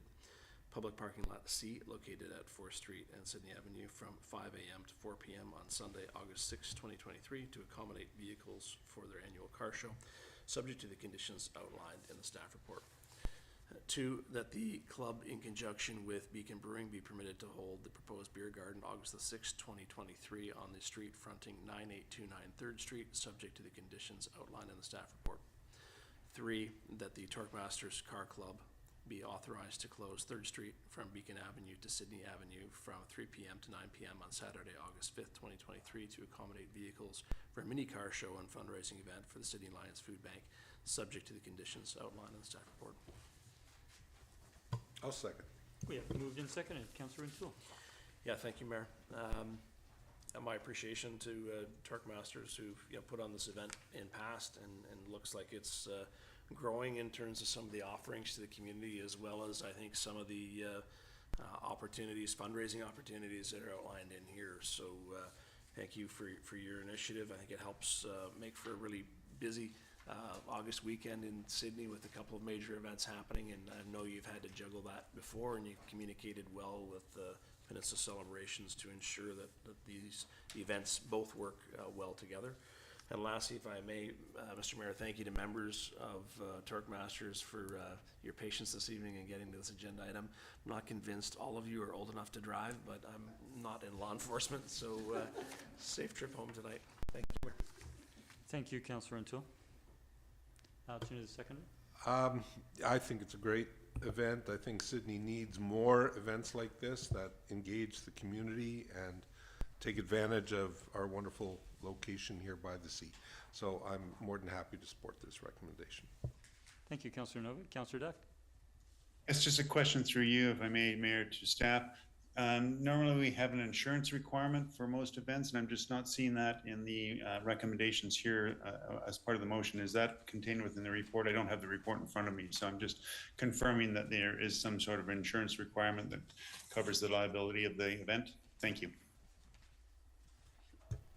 Through the Mayor to Councillor Duck, yes, both events will require insurance coverage as a requirement for the event. Thank you, Mr. DeMere. Thank you, Councillor Duck. Seeing no further discussion, I'll call a question. All in favor? The motion carries unanimous. Thank you. Thank you again to the leadership of Torque Masters for being here tonight and for your application. We look forward to the event and all of the events that particular time. We'll next turn to the last of the staff reports, which is 13F, which is a signage request for Thursday night street market. And I'll turn to Mr. Newcomb for an introduction. Thank you again. So this report addresses a request from a downtown retailer to place signage in the public right-of-way during Thursday night street market. So this request resulted from enforcement activity that the town had undertaken. The retailer in question had placed some signs in the public right-of-way, and staff had removed them and returned them and explained to her the reason behind the removal, that we have a sign bylaw and signs are not permitted in the public right-of-way. And that prompted the request to council. So staff are not supportive of signs in the public right-of-way generally, and I outlined the reasons for that in the report. And I think as an alternative, staff would like to work with the BIA if possible to find a solution that highlights that downtown retailers who choose to remain open during the market nights are open, and that fact is conveyed to market goers, but do so in a way that's I think treats all the businesses who want to remain open equitably, rather than having individual signage placed around town, which is difficult to keep track of and isn't a level playing field in staff's view. Thank you. Thank you, Mr. Newcomb. I'll turn to questions from colleagues. Seeing none, we do have a staff recommendation. I'll turn to Councillor O'Keeffe. Sure. I'll move the staff recommendation that staff work with the Sidney BIA to install signs downtown to assist in promoting businesses that remain open during the Thursday night street market. Second. Moved and second. I'll turn to the mover and seconder. I think it's a good compromise that staff have come up with. I mean, it is, businesses that operate on the side streets make a business decision when they set up on the side streets that they're gonna get naturally less traffic than businesses who pay higher rent on Beacon. However, during the market, it'd be nice for them to be able to take advantage of some of that extra traffic. So working with the BIA for some extra signage, I think is reasonable. Thank you, Councillor. Councillor O'Donnell. Councillor Duck. Yes, I will fully support this motion. I think one of the objectives of this Sydney's Thursday night street market is to attract new purchasers to the businesses that already exist there. And so anything we can do to help those businesses that are already bricks and mortar and fronting out to make sure that people know they're are open good for business, I think is a good idea. So I think this is a great compromise with the town and the BIA to come forward with a solution that will support those businesses on the market night. Thank you. Thank you, Councillor Duck. Seeing no further discussion, I'll call a question. All in favor? The motion carries. Thank you.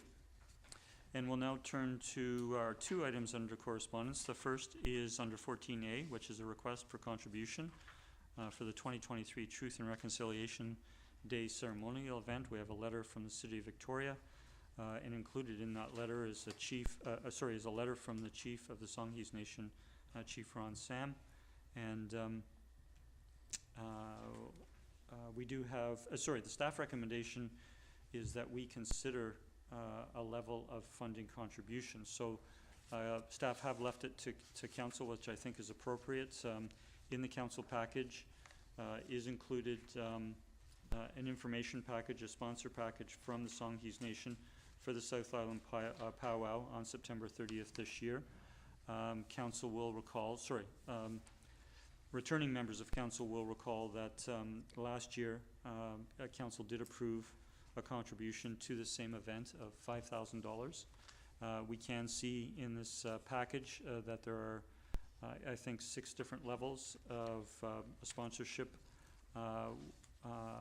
associated with this event, and so I am willing, given that we don't have a staff recommendation, to have some discussion, some brief discussion at council.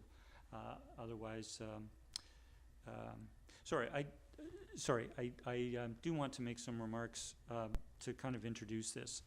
And I've already alluded to that council did approve $5,000 to this event last year. I should make, for the benefit of all council members and members of the public, the mayors in the Capital Regional District, well before Truth and Reconciliation Day in 2021, not 2022, 2021 was the first, discussed options for engaging First Nations to either have a regional ceremony that could involve a number of, or all municipalities, and a number or all of the First Nations in the Capital Regional District. The federal announcement of National Truth and Reconciliation Day in 2021 was made relatively close to the actual date, and so there was a regional event. It was hosted by Colwood. It was at Royal Bay. I know several colleagues of the day, council colleagues of the day, joined me in attending that ceremony. In 2022, the mayors engaged a consultant to engage all of the nations in the Capital Regional District on opportunities for doing either a regional event or to do sub-regional events, and for example, for the 3 municipalities on the peninsula to do an event with the Wasanich First Nations. And while there was some engagement involving the mayors and the nations in the various regions, including the peninsula, the only event that went forward last year was this first-time event, which was the Songhees powwow at Royal Athletic Park. As indicated in the letter from the City of Victoria and from Songhees Chief Ron Sam, there was approximately 10,000 people from around the region in attendance. I attended on behalf of Sidney Council. Mayor and councillors from many other municipalities participated in the grand entry, which was the most formal part of the ceremony. The day's events actually were started early in the day and went well into the evening, and by all accounts, the event was an enormous success. In terms of 2023, it's our understanding that there isn't an opportunity per se for the 3 municipalities for an event with the nations on the peninsula. However, in discussions with leadership from the nations and the Wasanich Leadership Council, mayors have been made aware, and respective councils, I think, that the nations on the peninsula, for the Wasanich nations on the peninsula, from time to time undertake initiatives either in the community, such as a rowing event that that occurred a couple of years back, and the nation came forward requesting financial support, and we did provide that at the time. Or they have events on their respective reserve lands, and one example is one of the local powwows that occurs on the Sartlip Reserve, run for many years by one of the families on the reserve. So my suggestion to kick off discussion before a resolution for council is that we consider establishing a fund to support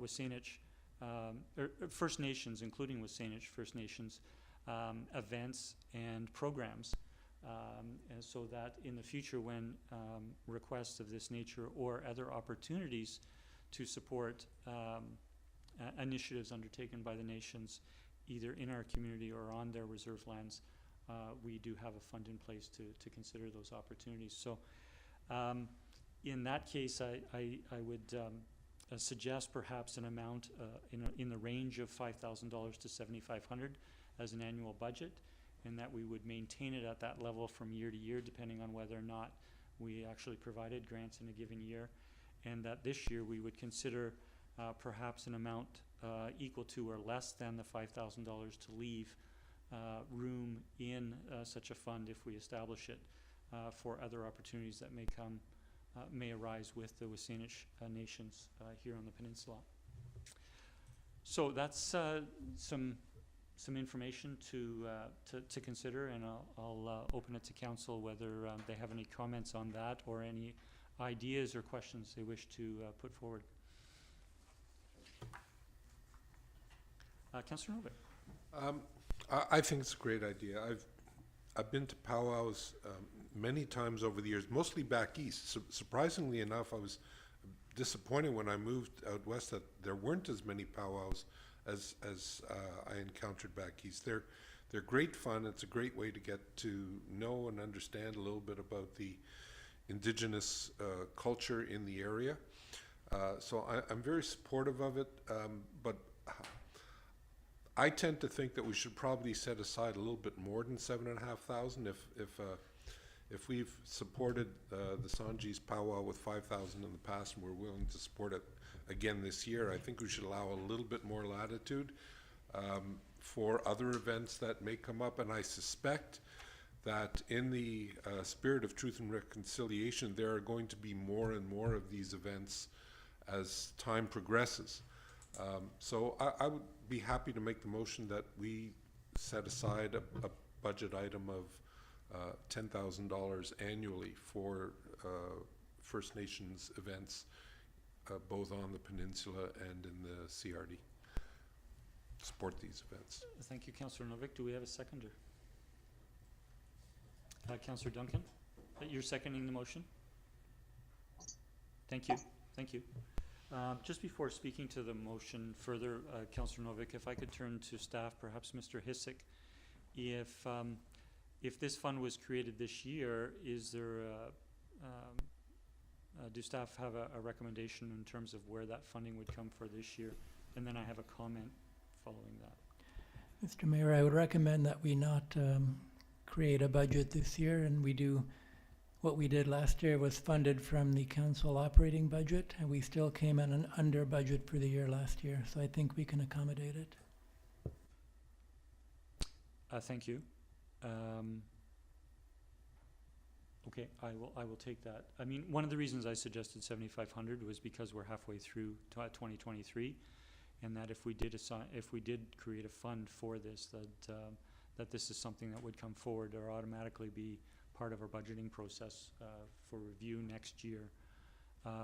And so that is speaking to what the amount might be. We do have a motion on the floor for 10,000.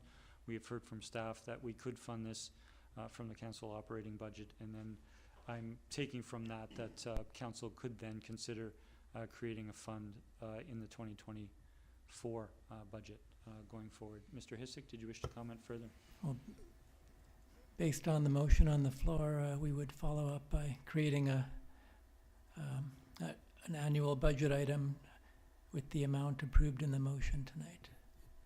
Okay, so, thank you for that, but I guess what we need to have clarified in the motion is whether we're creating this fund for 2023 as Councillor Novik's motion and the motion on the floor indicates, or whether, given staff's input on funding for this particular request and any others this year, could be done otherwise, and we would amend the motion to consider the fund for 2024.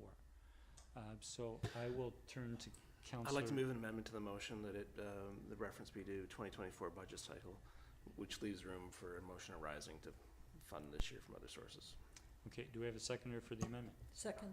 Moved and seconded. Do you wish to motivate further, Councillor Wintle? I do not. Okay, Councillor O'Keeffe? No, I think it's,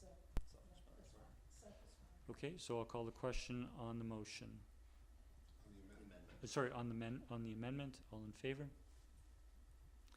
None are opposed. The motion carries. So we're now back to the main motion, which is to create this fund in 2024. All in favor? Sorry, Councillor Duck, you're in favor? The motion carries unanimous. Thank you. And I would turn to Council to consider a motion arising on the specific funding request. I'd like to move that we sponsor at in the amount of $5,000. Second.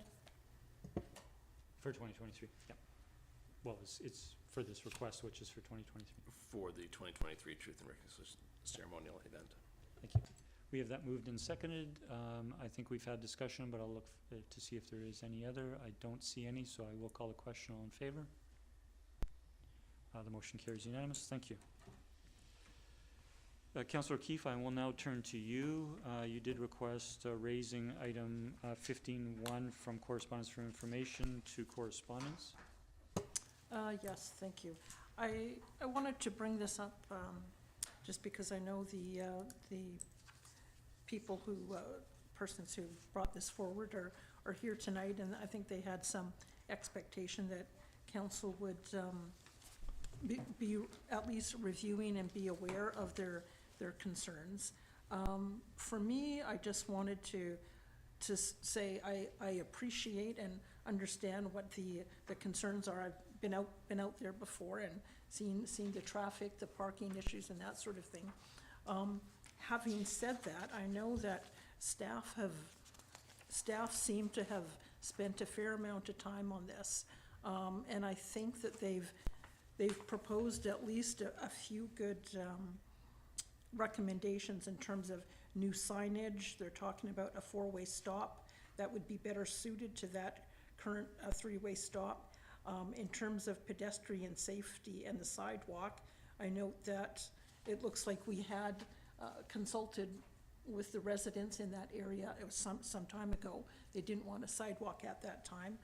It's something that didn't come up in the ATP as a active transportation plan as a high priority.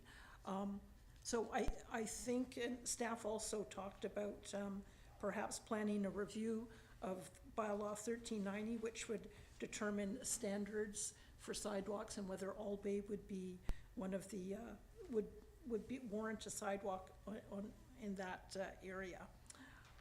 Also talked about perhaps parking enforcement there. I don't know what else we might do there, but I thought I would open it up to colleagues as well to see if there was something missing or other suggestions on how we could proceed. But in the short term, I think, while I appreciate residents' concern, I'm not certain of what else we could possibly do that staff aren't doing already. So just opening it up to colleagues if they had any other further comment in regards to the comments provided, or any other suggestions on how we might proceed. Thank you, Councillor O'Keeffe. I will pose a question through to staff, and a community member who spoke this evening made reference to the timeline of discussions between residents and the town, and that elements of a plan have been under discussion. Can staff confirm is there a timeline for any of the recommendations or items that are under discussion to be implemented? Thank you, Mr. Mayor. Things have been ongoing for a while. It's been a bit of a phased approach. There's been some changes to some concerns with parking on Bowden itself in front of a property. We worked with the property owner to make some modifications to improve parking and safety on a portion of property. We're also in process of getting signs ordered for the next phase of getting the four-way stops, and it's a bit of a phased approach to the process. Being aware and concerned that the solution doesn't create other problems somewhere else. So we're sort of taking a very methodical approach to it. But in terms of timelines, yeah, our next phase is getting the four-way stop and addressing the parking at the intersection itself. So. Okay, thank you. So there is, some signage has been implemented, some additional signage will be implemented along with the four-way stop at the intersection. Correct. The four-way stop and signage to prevent parking or restrict parking too close to the intersection. That's sort of the next phase. The previous work that's been done hasn't required any additional signage. It just made some modifications to the boulevard to improve the safety of allowing vehicles to park further off the road. Okay, thank you. One of the questions that arose from the speaker this evening was with regards to residential permitting, and that there was some consideration by council, and I just wanted to expand on that during the discussions of the active transportation plan, it actually came out of the downtown parking study, not the active transportation plan. During the downtown parking study, council did resolve for staff to consider a pilot project for a residential permit program. We did not a pilot residential permit a program. We did not, council did not indicate a specific area of the town. We left that to staff to bring that forward. So it wasn't a policy. It wasn't a policy decision in terms of establishing. It was council direction to staff to bring forward to council a recommendation for a residential parking permit pilot. I will turn to other colleagues if there are any comments or questions with regards to this item. Councillor Garnett. Thank you, Mayor. Through you to staff. In the initial letter from the presenter tonight on March 16th, it mentions a speed reader. Did the information that we gleaned from that indicate that speed is an issue in that area? If you have that information, that is. Yeah, the speed reader is a little further south on Old Bay, not at this particular intersection. If I recall, I don't believe speed was a significant issue. I don't have the data just at hand, but yeah. Okay, thank you. Thank you, Mayor. Okay. Sorry, I understood from the correspondence that was the speed reader sign presenting timely information or accurate information? There was a technical issue with the speed reader sign and its position. It's a solar sign, and we're actually relocating it, if it hasn't been done already, to a better location. And there is a component within the speed reader as well that had failed. So those are being resolved, and if it's not already up, it should expect to be up and fully functional very shortly. Okay, thank you. For last time, Councillor O'Keeffe? Okay, so I'm not seeing any further discussion from council. We have received this item on our agenda, so we don't need a motion to receive it formally. So I thank council. Thank you for the item coming forward, and I thank council and staff for the discussion this evening. I will now turn to item 15, which is the remaining correspondence for information. Again, given that these letters of correspondence and the staff replies for several of them are on our agenda, we do not need a motion to receive for information, so they are received and do not receive further discussion unless council at the during agenda review raise them for discussion. I understand we don't have notices of motion this evening, and so I would look to have a mover and seconder that our meeting be adjourned. Move adjournment. So moved. Second. We have it moved and seconded. All in favor? The motion carries. Thank you, everyone. Have a good night.